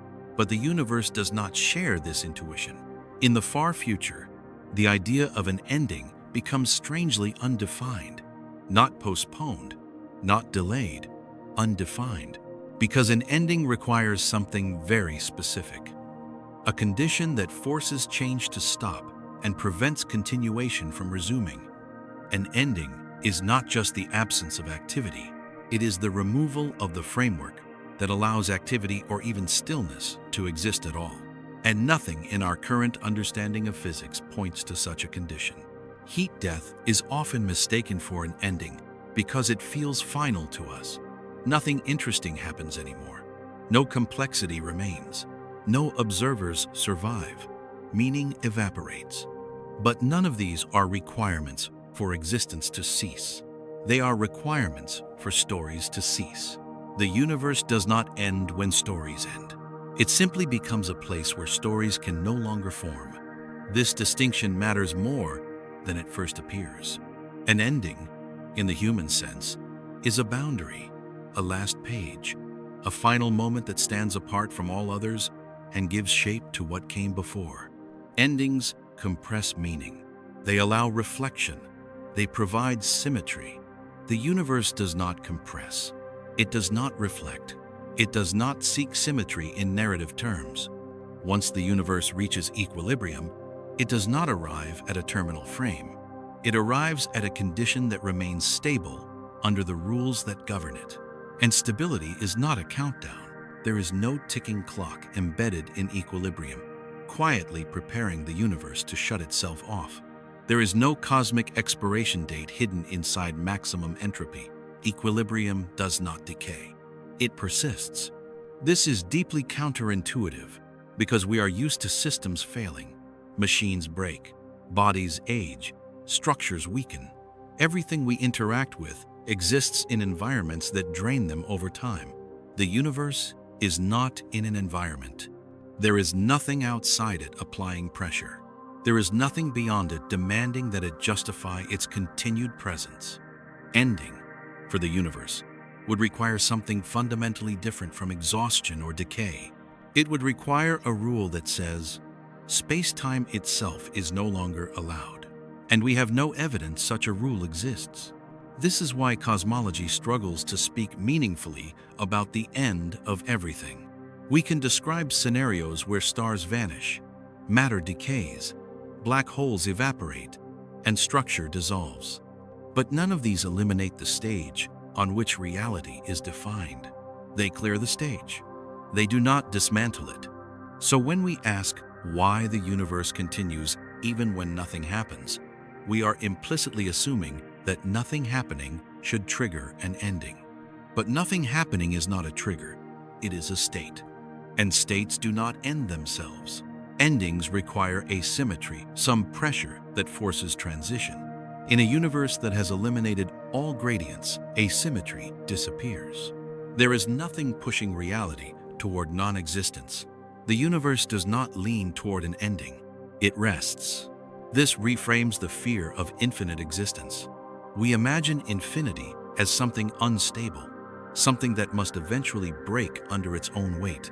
But weight is not a property of time. Time does not accumulate stress. It does not strain against duration. It simply orders.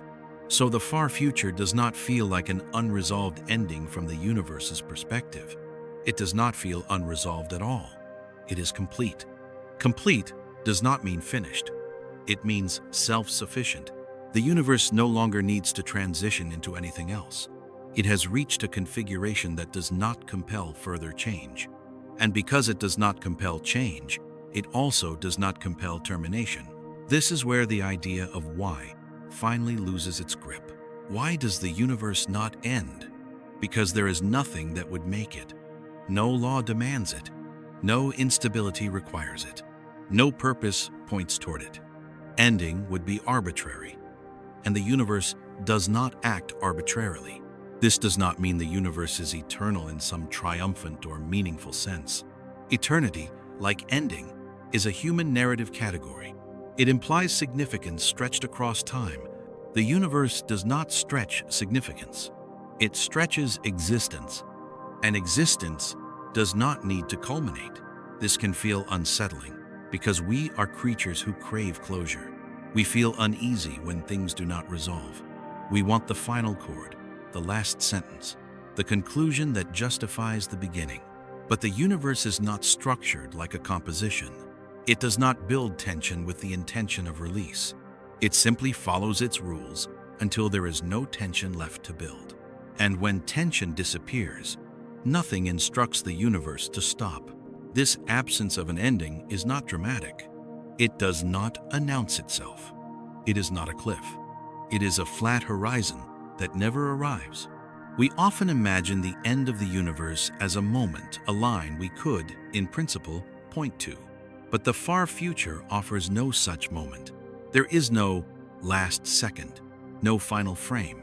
Every moment is followed by another, not because something is happening, but because nothing forbids it. This realization quietly dissolves the question that began this journey. Why does the universe continue to exist even when nothing new happens. Because continuation is not a process that needs to be justified. It is the default state of a reality with no constraints forcing its absence. The universe does not need a reason to go on. It would need a reason to stop, and none appears. This is not comforting or frightening in itself. It is neutral. It tells us that existence is not a favor granted by meaning, experience, or purpose. Those things are local phenomena that arise and fade. Existence does not depend on them. As we drift with this thought, this idea of a universe that does not end because it has no mechanism to do so, we begin to sense the approach of a deeper shift. If the universe does not end, if it does not conclude, if it does not resolve into non-being, then perhaps non-existence was never the natural opposite of existence. Perhaps existence does not sit between birth and death at all. Perhaps it is something more subtle, something that does not need to begin and does not need to finish, something that simply allows moments to appear and disappear within it, without ever requiring a final silence. And that thought, slow and unhurried, carries us gently onward, toward a place where even the idea of beginning starts to loosen its hold. There is a final illusion that quietly dissolves when the idea of an ending disappears. That existence must be opposed. We are used to thinking of reality as something that persists against forces decay, against construction, chaos against order, death against life. Every form of endurance we know is framed as resistance. To exist is to withstand something trying to erase you. But the far future of the universe contains no opposition. Nothing pushes against existence. Nothing competes with it. Nothing tries to replace it. And without opposition, existence stops looking like a struggle. In a heat-dead universe, there is no enemy left, no entropy still rising, no structure still being dismantled, no gradient still flattening. All conflicts that once gave direction to change have already resolved themselves. What remains is not victory, it is neutrality. This is difficult to grasp because conflict is how we make sense of persistence. We understand survival because we understand threat. We understand stability because we understand instability, pressing against it. But when there is nothing left to push back, persistence becomes effortless and therefore invisible. The universe does not continue in spite of anything. It continues because there is nothing left that could challenge it. This reframes the idea of cosmic struggle. For most of its history, the universe appeared dynamic because forces were in tension: expansion against gravity, radiation against matter, order against entropy, life against environmental collapse. These tensions created motion, drama, and change. But tension was never permanent. Once tensions resolve, the universe does not collapse. It relaxes. And relaxation does not reverse itself. In the far future, there is no cosmic tug-of-war still playing out. No opposing trends fighting for dominance. No instability waiting to tip the balance toward annihilation. Everything that could oppose existence has already been neutralized. There is no pressure left to drive the universe anywhere else. This absence of opposition feels unsettling because we are creatures shaped by friction. We evolved in a world where resistance defined reality, where gravity pulled, predators hunted, environments punished mistakes. We learned to interpret existence as something earned through effort. The universe does not share this story. Its existence is not earned. It is allowed. This idea forces a quiet reconsideration of what it means for something to continue. We often imagine continuation as an active process, something that must be sustained. But in the far future, continuation is passive. It happens because nothing interrupts it. The universe does not need to defend itself against non-existence. Non-existence is not a force pressing in from the outside. There is no boundary where being meets nothingness and must constantly hold the line. Non-existence, in physics, is not an opposing state waiting to reclaim reality. It is simply not realized. This undermines a deep-seated fear that existence is fragile. that it could blink out at any moment if it loses balance, that the universe is precariously suspended over nothingness. But nothingness does not behave like an active threat. It does not pull. It does not invade. It does not erode. Existence does not need to fend it off. This becomes clearer when we examine how endings usually occur. Things end when something interferes, when fuel runs out, when structures collapse, when opposing forces overwhelm stability. In a maximum entropy universe, interference is gone. There is no fuel left to run out of in a way that changes anything. No structure left to collapse. No gradients left to be overwhelmed. Existence has no opponent left to lose to, so it stays. This absence of opposition also dissolves the idea of tension within time itself. We often think of time as something that moves forward because it must, because something is pushing it along. But time does not require propulsion. It does not need a force to keep it going. Time is simply the ordering of states within space-time. As long as space-time remains coherent, time remains valid. Nothing pushes time forward. Nothing pulls it back. It is not a struggle. This reframes the fear that the universe is somehow hanging on past its moment of relevance. That after everything meaningful fades, existence becomes strained or artificial. But nothing is strained. There is no effort involved. The universe is not tired of being. It does not long for an ending. Those longings belong to beings who experience fatigue, boredom, or despair. The universe does not experience. In the far future, existence is not dramatic enough to be tragic. There is no loss because nothing is being taken away. There is no victory because nothing is being overcome. There is simply no contest left to define outcomes. This neutrality challenges another hidden assumption that existence and non-existence are two sides of a balance, constantly vying for dominance. But they are not symmetric. Existence follows rules. Non-existence does not. Existence unfolds according to laws that either apply or do not. Non-existence has no laws because there is nothing there to obey them. As long as the laws of physics remain internally consistent, existence remains. Non-existence cannot win because it does not act. This is why the universe does not drift toward nothingness once all activity fades. Drift implies direction. Direction implies force. There is no force pushing the universe toward erasure, so the universe stays where it is. This realization removes another layer of anthropomorphic thinking. We often imagine the universe as something that must be maintained, as if reality were a delicate structure that could collapse if left unattended. But unattended is the default. There is no caretaker. There never was. The universe is not being held together by intention or effort. It is not being actively preserved. It simply does not fall apart because there is nothing left to make it fall apart. This creates a strange calm. A universe without opposition is a universe without urgency. Nothing needs to be resolved. Nothing needs to be defended. Nothing needs to be achieved. There is no cosmic pressure to move forward or backward. The universe has settled into a configuration that does not require negotiation. This also reframes how we think about instability. We often assume that if something lasts forever, it must eventually destabilize. That infinite duration implies eventual breakdown. But breakdown requires competing forces. In the absence of opposition, stability is not fragile. It is permanent. This permanence does not feel triumphant. It feels flat, uneventful, almost empty of character. But character is something we assign when we observe struggle, change, and contrast. In the far future, there is none left. The universe is not dramatic enough to have a personality. It is simply there. This can feel unsettling because it removes the last trace of narrative tension from existence. There is no question left about what happens next. Not because everything has been answered, but because nothing is waiting.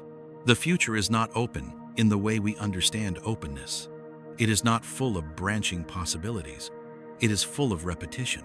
Possibility requires difference. Difference requires opposition. Opposition is gone. So possibility collapses into allowance. Whatever happens is allowed, but almost nothing can happen. This is not a prison. Prisons require boundaries and desire to escape. The universe has neither. It is not confined by its state. It simply occupies it. This neutrality also dissolves fear in a subtle way. Fear requires anticipation of harm. Harm requires the possibility of things getting worse. In a maximum entropy universe, worse has no meaning. Nothing improves. Nothing degrades. Nothing escalates. The universe does not spiral. It rests. And resting, unlike struggle, does not demand attention. This leads us to a final inversion. We often ask why the universe does not end, as if ending were the natural outcome of exhaustion. But exhaustion applies to systems that resist forces. The universe is no longer resisting anything, so it does not exhaust. Ending would require a final opponent. There is none. As we drift with this idea, existence without opposition, persistence without struggle, we begin to sense the contours of an even deeper stillness. A stillness not defined by emptiness, but by lack of tension. A reality that continues not because it must overcome something, but because nothing asks it to stop. And as that stillness settles, another quiet thought begins to form, one that does not ask about time, or memory, or purpose, but about justification. If existence does not struggle, if it is not opposed, if it is not earned, then perhaps existence never needed justification at all. Perhaps being was never something that had to be defended, only something that, once present, simply remained. And with that thought, the universe grows even quieter as we drift onward into the last, thinnest layers of reason we still carry with us. At some point, the question quietly exhausts itself. Why does the universe exist at all? We ask this as if existence were a claim that needs defending, as if being present were something that must be argued for, supported, or earned, as if reality itself were standing trial, required to explain why it has not withdrawn. But in the far future of the universe, this question loses its footing. There is no judge left to ask it, no standard left to measure against, no framework in which justification would even make sense. Existence does not present a case for itself. It does not explain. It does not persuade. It does not appeal. It simply is. This is one of the most uncomfortable ideas for a mind shaped by reasons. We live inside chains of cause and effect. We expect explanations. We believe that if something persists, there must be a reason behind it, some function it serves, some purpose it fulfills. But the universe does not serve a function. Function is a concept invented by systems with goals. The universe has none. In the heat-dead future, there is nothing left that asks why. No curiosity, no dissatisfaction, no urge to understand. Without these, justification becomes meaningless, not wrong, not denied, but irrelevant. Existence does not require approval. This challenges a deep human instinct, the instinct to believe that things must deserve to continue, that what lasts must be valuable, and what ends must have failed in some way. The universe does not evaluate itself. It does not rank states as better or worse, meaningful or empty. It does not look back at its own history and decide which chapters mattered. Those judgments belong to observers. When observers vanish, judgment vanishes with them. What remains is not a universe that has lost meaning. It is a universe that was never built on meaning to begin with. Meaning was something that briefly appeared inside it, like a reflection on a still surface that disappears when the light shifts. This does not make meaning illusory. It makes it local. Justification, like meaning, is a tool used by minds navigating limited environments. It helps decide actions, allocate resources, resolve uncertainty. The universe does not act, so it does not justify. In the far future, existence is not maintained because it has a reason. It is maintained because there is no requirement for it not to be. This flips the usual logic completely. We tend to think that existence is fragile and non-existence is the default, that things must work to stay real, and failure leads to disappearance. But in a universe without opposition, without decay still in motion, without instability pressing from outside, non-existence is not the default. Existence is. Ending would require an intervention, and there is none. This is why the universe feels so indifferent to questions of worth. Worth implies comparison. Comparison implies preference. Preference implies perspective. The universe has no perspective, so it does not weigh itself against alternatives. It does not consider the possibility that it should not be here. That possibility exists only in minds capable of imagining absence. Once those minds are gone, the idea evaporates. This leads to a strange calm. A reality that does not need to justify itself is a reality free of anxiety. There is no pressure to perform, no standard to meet, no expectation to fulfill. The universe does not fear irrelevance. It does not fear emptiness. Those fears belong to creatures who depend on relevance to survive. In the heat-dead future, there is no survival. There is only being. This can feel unsettling because it removes the last trace of moral or narrative structure from existence. There is no cosmic ought, no sense that the universe should be one way rather than another. But that absence of obligation is precisely what allows existence to remain unburdened. The universe does not owe anyone anything. Not explanation, not meaning, not an ending. It does not apologize for continuing. It does not celebrate itself for doing so. It simply does not stop. This is where the question, why does the universe continue, finally begins to dissolve. Not because it has been answered, but because it has lost its relevance. Why implies a goal, a reason, a motivation. The universe has none of these. It does not continue in order to anything. It continues because continuation is permitted. And permission, in this context, is not granted. It is the absence of prohibition. This idea strips away the last anthropomorphic layer we often place on cosmology. The idea that reality must somehow account for itself, as if existence were an act that needed to be explained. But existence is not an act. It is a condition, and conditions do not justify themselves. They simply obtain.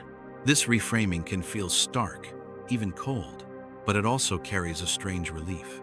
It releases existence from the burden of narrative coherence, from the demand that everything must make sense in human terms. The universe does not exist for sense-making. Sense-making happened within it for a while. Then it stopped, and the universe did not notice. This does not diminish the intensity or sincerity of the questions we once asked. It only reveals their scope. They mattered deeply while there were minds to ask them. They do not echo forward indefinitely. The universe does not preserve questions once questioners are gone. This is not indifference as cruelty. It is indifference as absence. There is no one left to be indifferent. And so existence settles into a state where justification no longer applies, not because it has been achieved, but because the concept itself has faded. The universe does not need to explain why it exists. It never did. This realization is not dramatic. It does not arrive like a revelation. It settles slowly, like dust after movement has ceased. A quiet understanding that being does not require defense, that reality does not need permission. That continuation is not a choice. It is simply what remains when nothing demands change. And as this thought lingers soft, unresolved, unhurried, we begin to approach the deepest stillness yet. A place where even questions stop forming, where even the idea of why grows thin and transparent. And beyond that thinning, another thought waits. One that does not ask about reason or justification at all, but about necessity.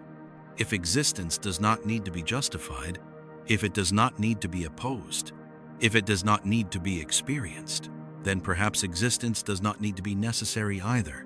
Perhaps it is not here because it must be. but because nothing ever told it not to be. There is a quiet shift that happens when justification falls away. The question changes, not why does the universe exist, but does it have to? We are used to thinking in terms of necessity. Hearts must beat, stars must burn fuel, causes must precede effects. In our world, persistence is usually explained by requirement. If something continues, we assume it is because something forces it to. But the far future of the universe does not appear to be forced by anything at all. Existence, there, is not necessary, and it is not unnecessary either. It simply happens to be the case. This is one of the most unsettling ideas of all, because necessity is how we anchor understanding. We believe that if something exists, it must either be required by deeper laws or demanded by some ultimate principle. If it were not necessary, we assume it would not be there. But the universe does not behave like a logical argument. It does not arrive at itself by proof.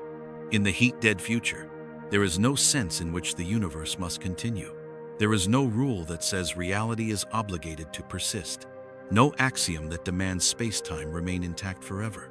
At the same time, there is no rule that forbids it. So existence occupies a strange middle ground, not compelled, not prohibited, allowed. This idea feels fragile because allowed sounds temporary, as if permission could be revoked. But permission, here, is not granted by an authority. It is simply the absence of constraint. The universe is not necessary in the way mathematics feels necessary. 2 plus 2 must equal 4. Logical contradictions cannot exist. Those necessities are internal. The universe does not share that kind of inevitability. Its laws describe how it behaves if it exists. They do not explain why it exists rather than not. And they do not require it to cease once complexity fades. So in the far future, existence continues without justification, without purpose, and now, without necessity. This strips away another comfort. We often tell ourselves that even if life fades, the universe must go on for some grand reason, that it is required by some deeper structure of reality, that non-existence is somehow impossible or unstable. But physics does not say this. Physics remains silent. It describes continuation, not compulsion. This silence is not a flaw, it is a boundary.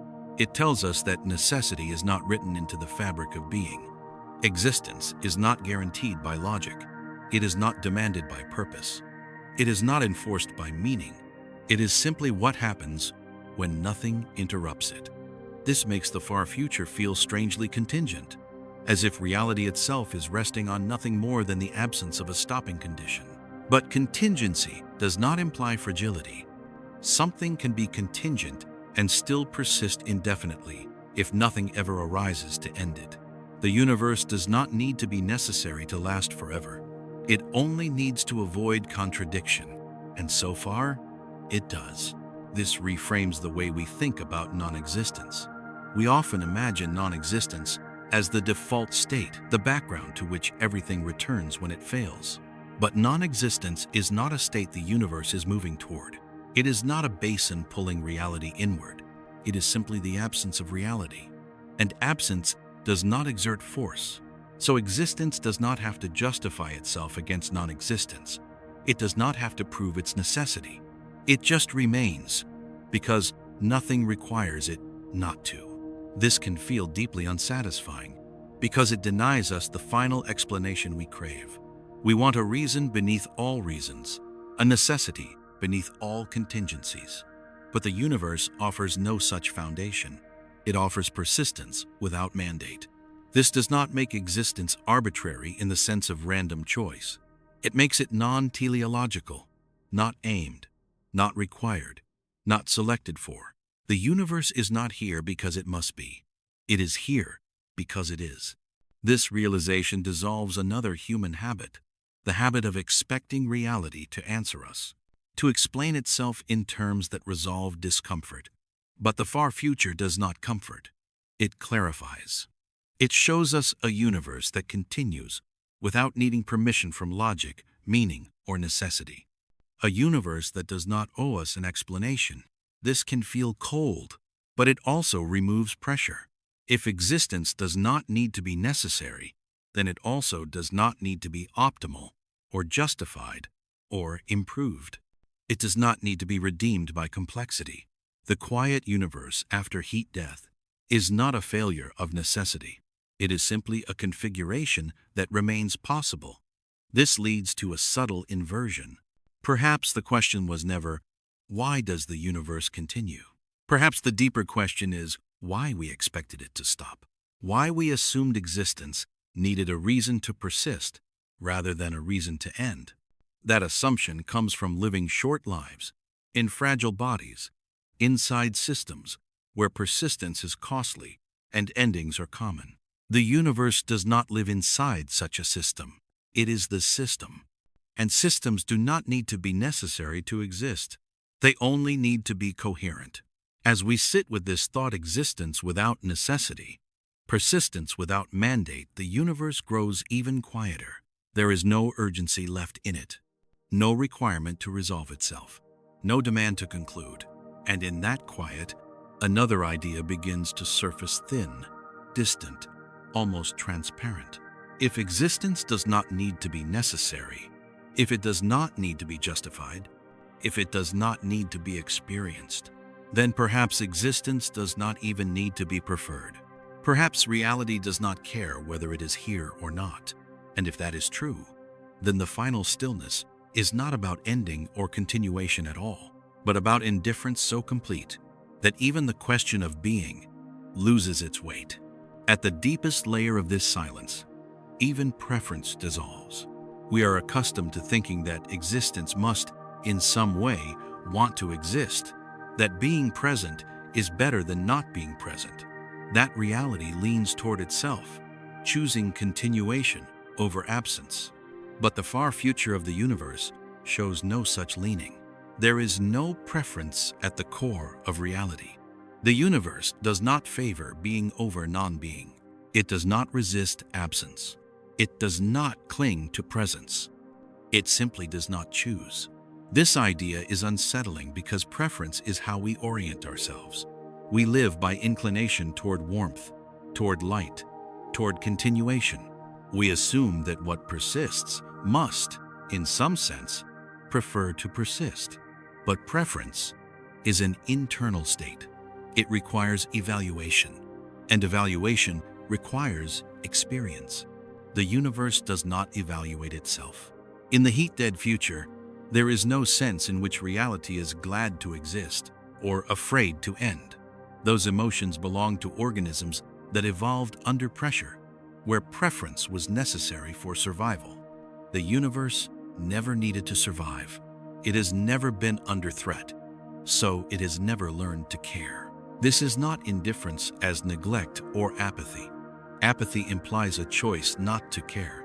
The universe does not choose not to care.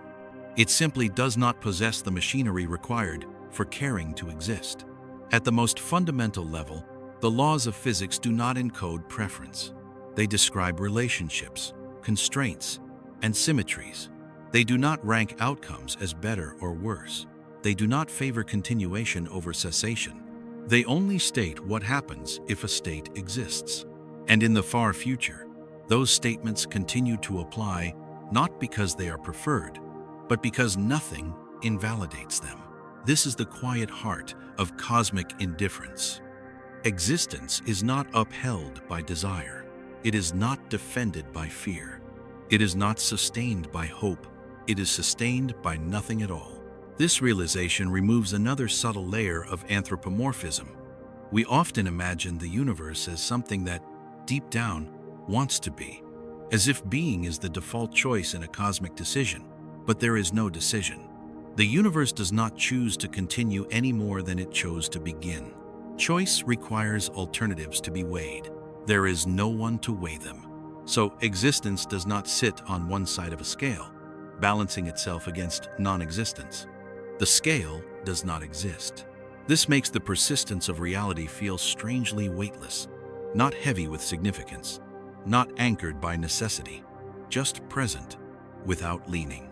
This weightlessness can feel destabilizing because we rely on preference to anchor meaning. We believe that what is preferred is what should be preserved. But the universe does not preserve itself because it prefers itself. It persists because nothing interferes. This is a subtle but crucial distinction. Interference would be required to end existence. Ending would require an active change in the rules or the removal of the framework that allows states to follow one another. Indifference does not cause interference, so indifference allows persistence. This is why the universe can be completely indifferent to its own state and yet continue indefinitely. Indifference is not a force pushing toward absence. It is simply the absence of bias. And absence of bias does not terminate reality. It leaves it untouched. In the far future, there is no cosmic satisfaction in equilibrium, no sense that the universe has reached a desirable state. There is also no disappointment that complexity has faded. Those reactions require a point of view. The universe has none. So equilibrium is not celebrated or lamented. It is just a configuration. This challenges a deeply ingrained narrative instinct, the instinct to believe that reality must, at some level, care about itself. That existence has a built-in inclination to preserve, expand, or justify itself. But the heat-dead future suggests something else entirely. Existence does not need to care in order to remain. Care was never part of the foundation. It was a temporary phenomenon that emerged when conditions allowed matter to form self-referential systems. Those systems cared intensely. The universe did not. And when those systems vanish, caring vanishes with them. The universe does not inherit it. This absence of preference also dissolves the idea of tragedy at a cosmic scale. Tragedy requires loss relative to a desired state. It requires the sense that something that should have continued has ended. But in the far future, nothing should have continued. There is no normative baseline. So the disappearance of life, meaning, and experience is not tragic to the universe. It is merely a transition between states. This does not diminish the intensity of loss while there were beings to feel it. Tragedy was real when tragedy could be felt. But tragedy does not persist as a cosmic property. It does not stain space-time. It does not linger in the background. It ends with the last mind capable of recognizing it. What remains is indifference, not as coldness, but as neutrality beyond emotion. This neutrality allows the universe to continue without strain. There is no inner conflict about whether it should exist, no debate about value, no pressure to resolve into something else. It simply occupies the state it occupies. This makes the far future feel eerily stable, not frozen, not locked, but unconcerned. A reality that does not lean in any direction. And in that unconcern, existence becomes strangely effortless. It does not push forward. It does not pull back. It does not hold itself together. It simply remains coherent. This brings us to a point where even the concept of continuation begins to feel thin. If the universe does not prefer to exist, then continuing is not something it is trying to do. It is simply not stopping. Stopping would require preference too, a preference for absence over presence. The universe has neither. So it rests in a state where being and non-being are not weighed against each other. Only being is realized. Non-being is not an alternative waiting in the wings. It is simply not there. This is the deepest stillness we have approached so far. A reality without urgency, without justification, without necessity, and now without preference. A reality that does not ask whether it should exist. It just does. And as this thought settles, almost imperceptibly, another idea begins to drift into view. If the universe does not prefer existence, if it does not care whether it is here or not, then perhaps the final quiet truth is this: existence is not something the universe chooses. It is something that happens when nothing interrupts it. And if that is so, then the most profound silence is not the absence of things, but the absence of choice itself, a silence so complete that even being no longer needs a reason to remain. At this depth of stillness, even choice disappears. We often imagine existence as the result of a decision, explicit or hidden, as if, at some level, reality chose to begin, chose to continue, chose not to collapse into nothingness. Choice is how we make sense of persistence, because choice is how we act. But the universe does not choose. Choice requires alternatives to be weighed. It requires preference.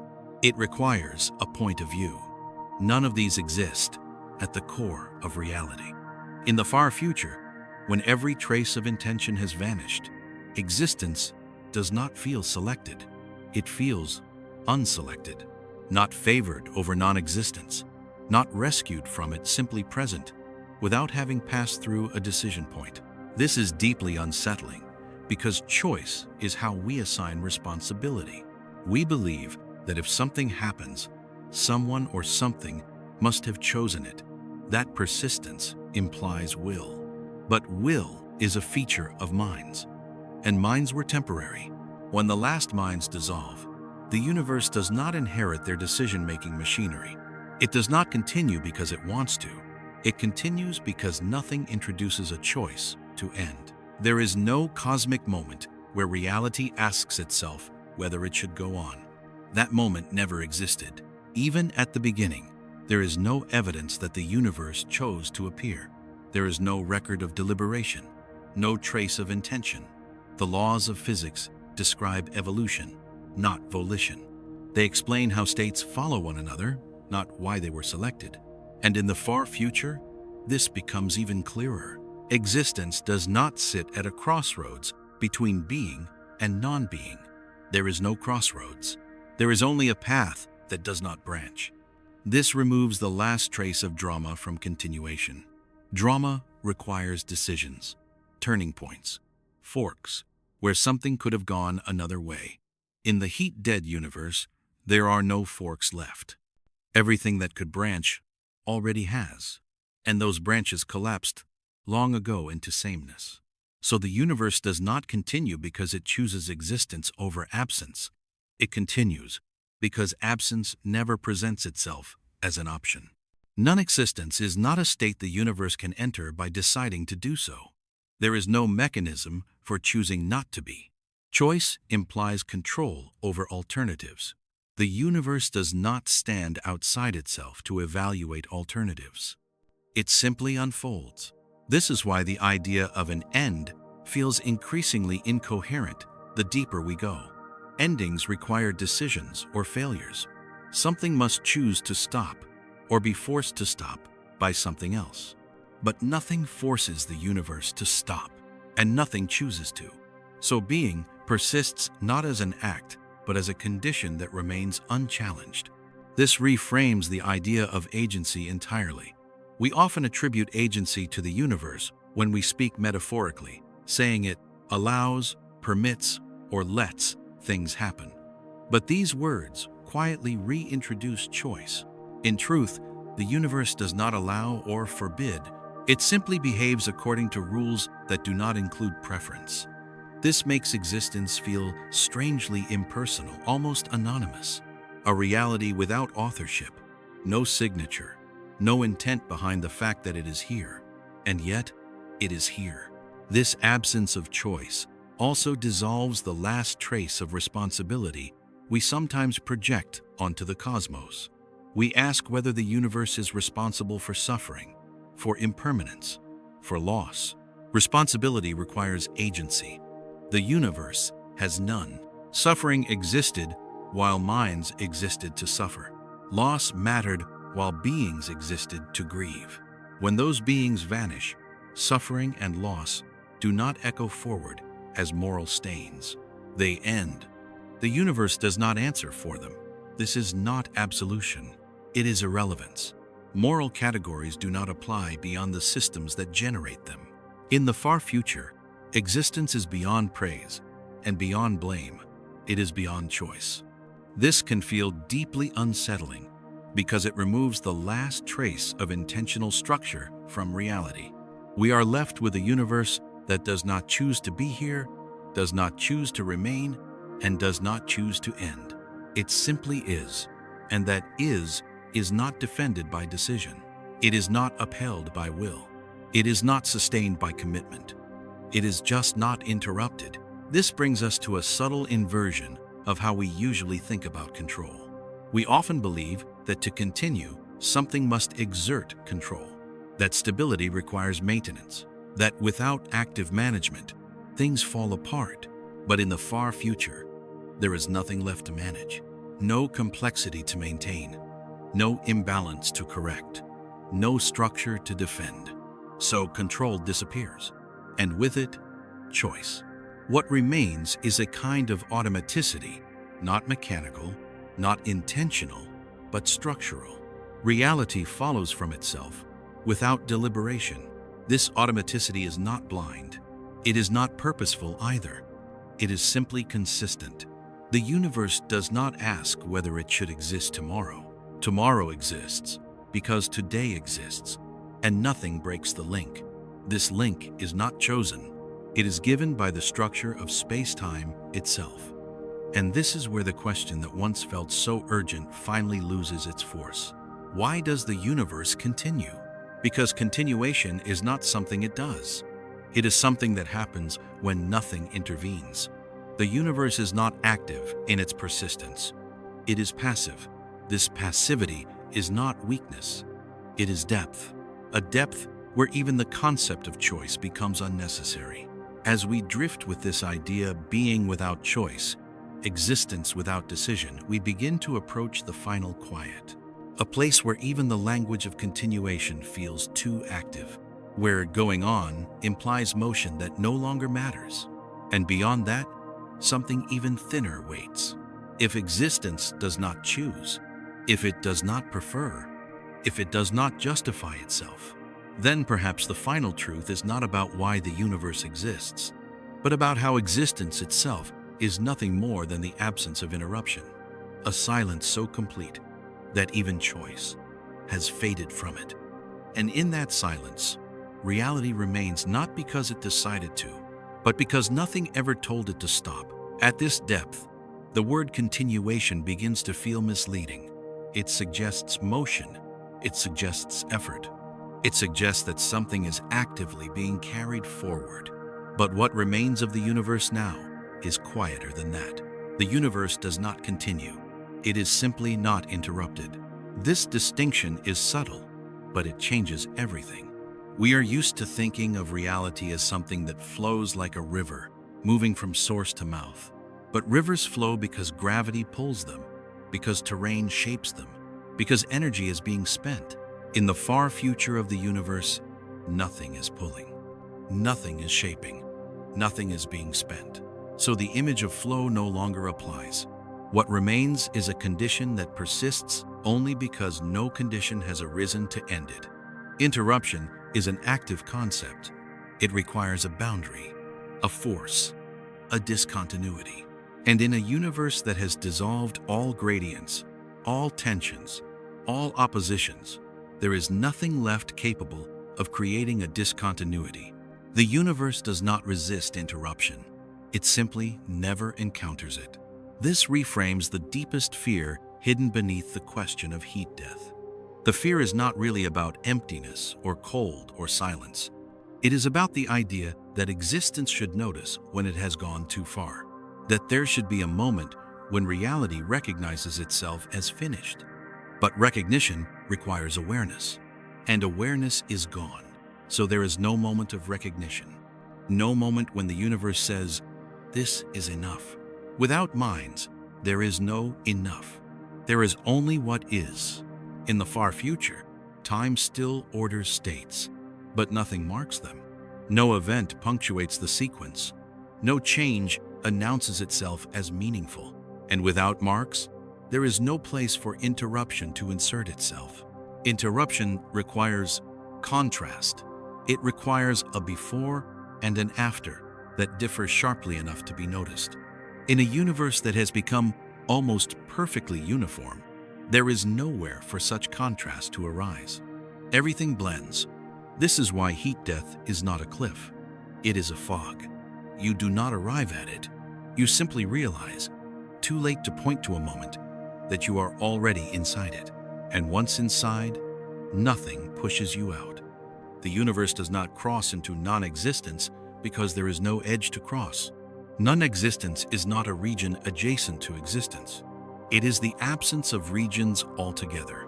This is one of the most difficult ideas to accept because our language treats non-existence as a place, something the universe could fall into. But falling implies gravity, direction, a lower state. Non-existence has none of these. There is no gradient pulling reality toward absence. So existence remains where it is. Not anchored, not held, just not displaced. This absence of interruption also dissolves the last illusion of cosmic urgency. There is nothing that needs to happen before it is too late. There is no now or never. Never is not approaching. Now is not special. Every moment is structurally equivalent to the next. And this equivalence removes pressure. The universe is not racing toward an end. It is not running out of time. Time does not run out. It simply continues to order what little remains. This is why the far future feels strangely peaceful when stripped of human projection. There is no crisis left unresolved. Crisis requires stakes. Stakes require loss. Loss requires someone to lose something. There is no one left. So the universe does not experience its own persistence as burden or mistake. It does not feel trapped in being. It does not long for interruption. Those longings belong to conscious systems navigating finite lifespans. The universe does not navigate. It does not orient. It does not seek. It simply does not stop. And even does not stop implies motion. A better description is this: nothing happens that would make it stop. This absence is enough. It does not need reinforcement. It does not need maintenance. It does not need explanation. The universe is not waiting for a final switch to be flipped. There is no switch. This is where many narratives about cosmology quietly fail. They search for a dramatic terminus, a moment of collapse, a return to nothing, a final silence. But silence is not an event. It is the absence of events. And absence does not culminate. It spreads evenly. Once spread completely, it does not deepen. It simply remains. This also reframes how we think about beginnings. We often assume that because something began, it must end, that existence is symmetric. But beginnings are special because they involve change. They involve transitions. They involve asymmetry. The far future involves none of these. So symmetry does not demand an ending. The universe does not mirror its beginning with a corresponding finale. It fades into uniformity and then stays there. Not because it must, because nothing ever interrupts that state. This is the final erosion of narrative thinking. There is no climax, no resolution, no final act, just an ever-present condition that does not require action to sustain itself. This condition is not empty in the sense of absence. It is empty of necessity, empty of urgency, empty of reason. And in that emptiness, existence becomes almost transparent. So transparent that asking why it remains feels like asking why silence is silent. There is nothing there to answer, and nothing there that needs answering. As we drift with this understanding, the universe feels less like a thing that is happening and more like a background that has stopped distinguishing itself from absence without ever becoming absent.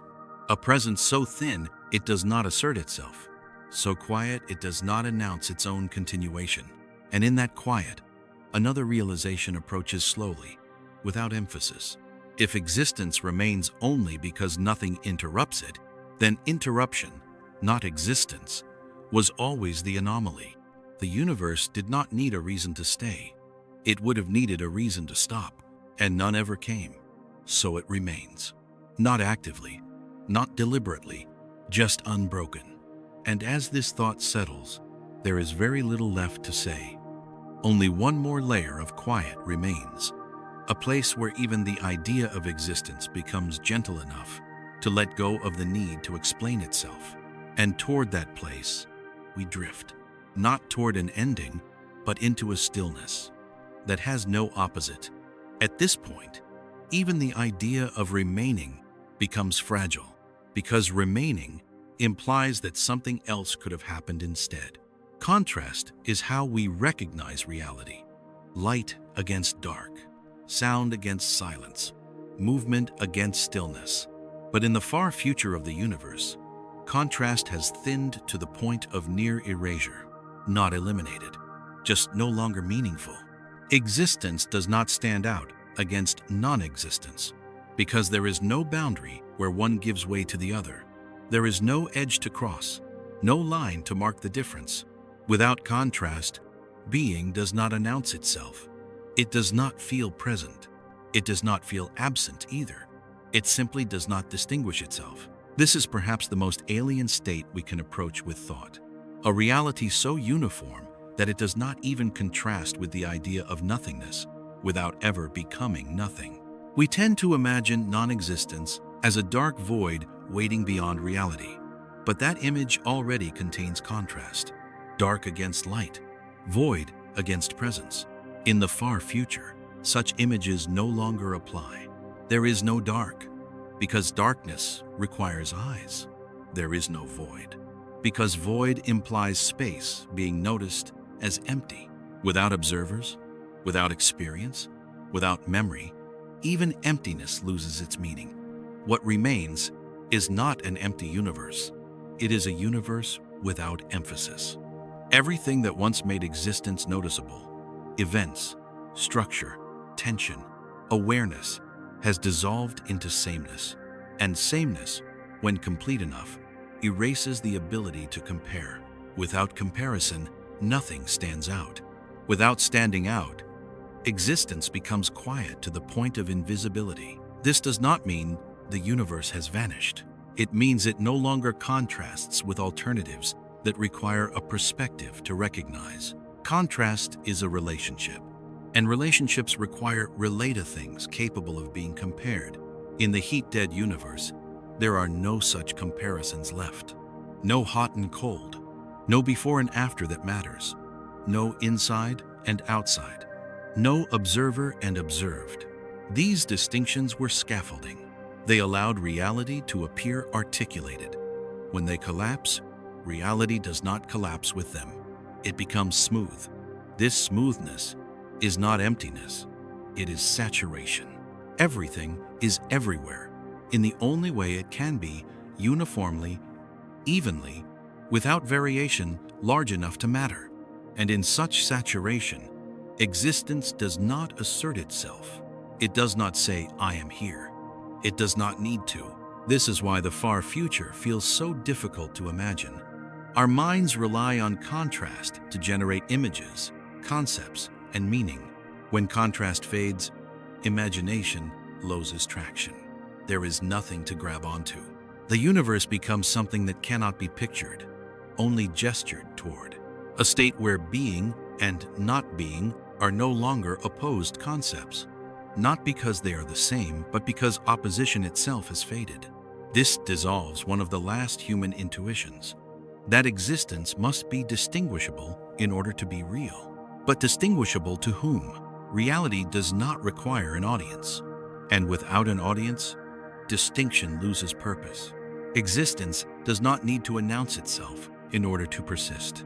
It does not need to be set against a backdrop of absence. It simply occupies the configuration it occupies. This occupation is not dramatic. It does not unfold. It does not accumulate. It does not resolve. It just is. At this depth, the question, why does the universe continue, no longer feels unanswered.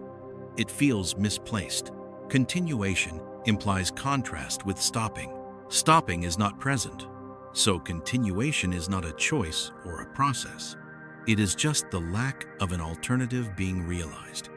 This reframes the entire arc of the universe in a subtle way. The early universe was loud because contrast was extreme. The middle universe was rich because contrast was structured. The far future is quiet because contrast has dissolved. None of these phases is more real than the others. They are simply different regimes of distinction. As distinction fades, existence becomes less noticeable, not less existent. And here, near the end of what can be said, one final understanding settles in. Existence does not need contrast to remain. Contrast was how existence became interesting, not how it became possible. So when interest fades, possibility remains. The universe does not require sharp edges to persist. It does not need difference to justify being. It only needs coherence, and coherence remains. This is why the universe does not end with a bang, a collapse, or a return to nothingness. It ends with the disappearance of contrast. And then, it does not end at all. It simply stays in that smooth, undifferentiated state, a presence without emphasis, a being without outline, a reality that no longer stands out even from its own absence. And as we drift here, at the edge of articulation, there is only one movement left. Not forward, not backward, but inward, toward a final quiet so complete that even the idea of existence loosens its grip, not to vanish, but to become indistinguishable from the stillness that surrounds it. At the very end of what language can still reach, even the word existence begins to soften, not disappear, not negate itself, just lose its sharpness. Because words like being, presence, continuation, all belong to a world where something is still being noticed, where there is an inside that feels and an outside that is felt. In the far future of the universe, there is no inside left. Nothing feels itself existing, and yet nothing stops. This is the quiet resolution that was never a conclusion. The universe does not arrive at a final state and declare itself finished. It does not cross a line where existence hands itself over to absence. There is no last moment, no terminal frame, no closing breath. There is only a gradual thinning of everything that once made existence noticeable. First, events fade, then meaning, then memory, then experience, then contrast, until what remains is so uniform, so unarticulated, that even the idea of remaining feels too active. What is left does not feel like existence, but it does not feel like non-existence either, because feeling is gone. And without feeling, the distinction loses its edge. This is where the original question finally dissolves, not answered, but outgrown.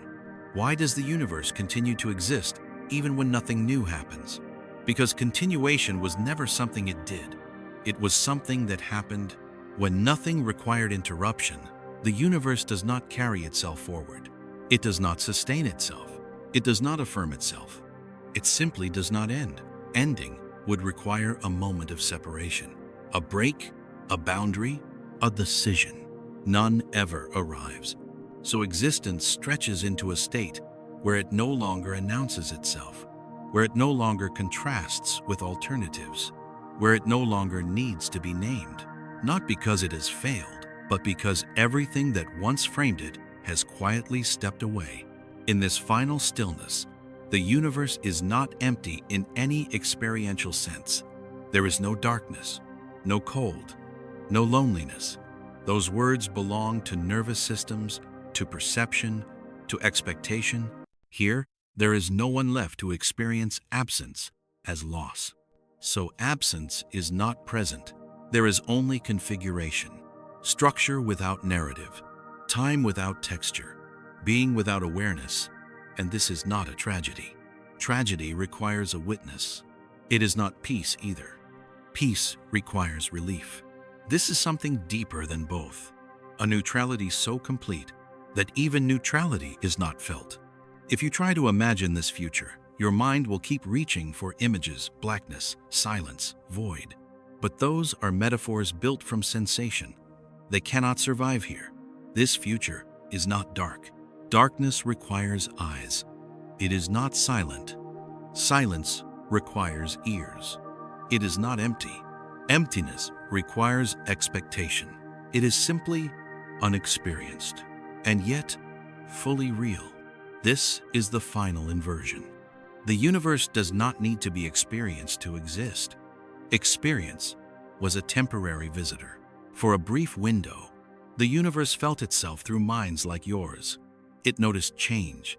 It cared about difference. It asked questions and feared endings. That window closed. The universe did not notice it closing. It did not mark the moment. It did not remember. And still, it remained. Not because it was meant to, not because it had to, not because it was chosen, but because nothing ever arrived to make it stop. In this far future, existence no longer presses itself forward. It no longer contrasts with absence. It no longer needs to justify itself, or be noticed, or be understood. It simply occupies, and perhaps that is the quietest truth hidden inside all our questions. That existence was never something the universe did. It was something that happened when nothing interrupted it. And now, as everything that could interrupt has faded away, existence becomes so gentle that it almost disappears into itself. Not gone, just no longer asking to be seen. If you are still listening, let your thoughts slow here. There is nothing left to solve, nothing left to reach, no final answer waiting ahead, only a stillness that does not need to conclude. Close your eyes now. The universe is still here, and it does not need anyone to know it.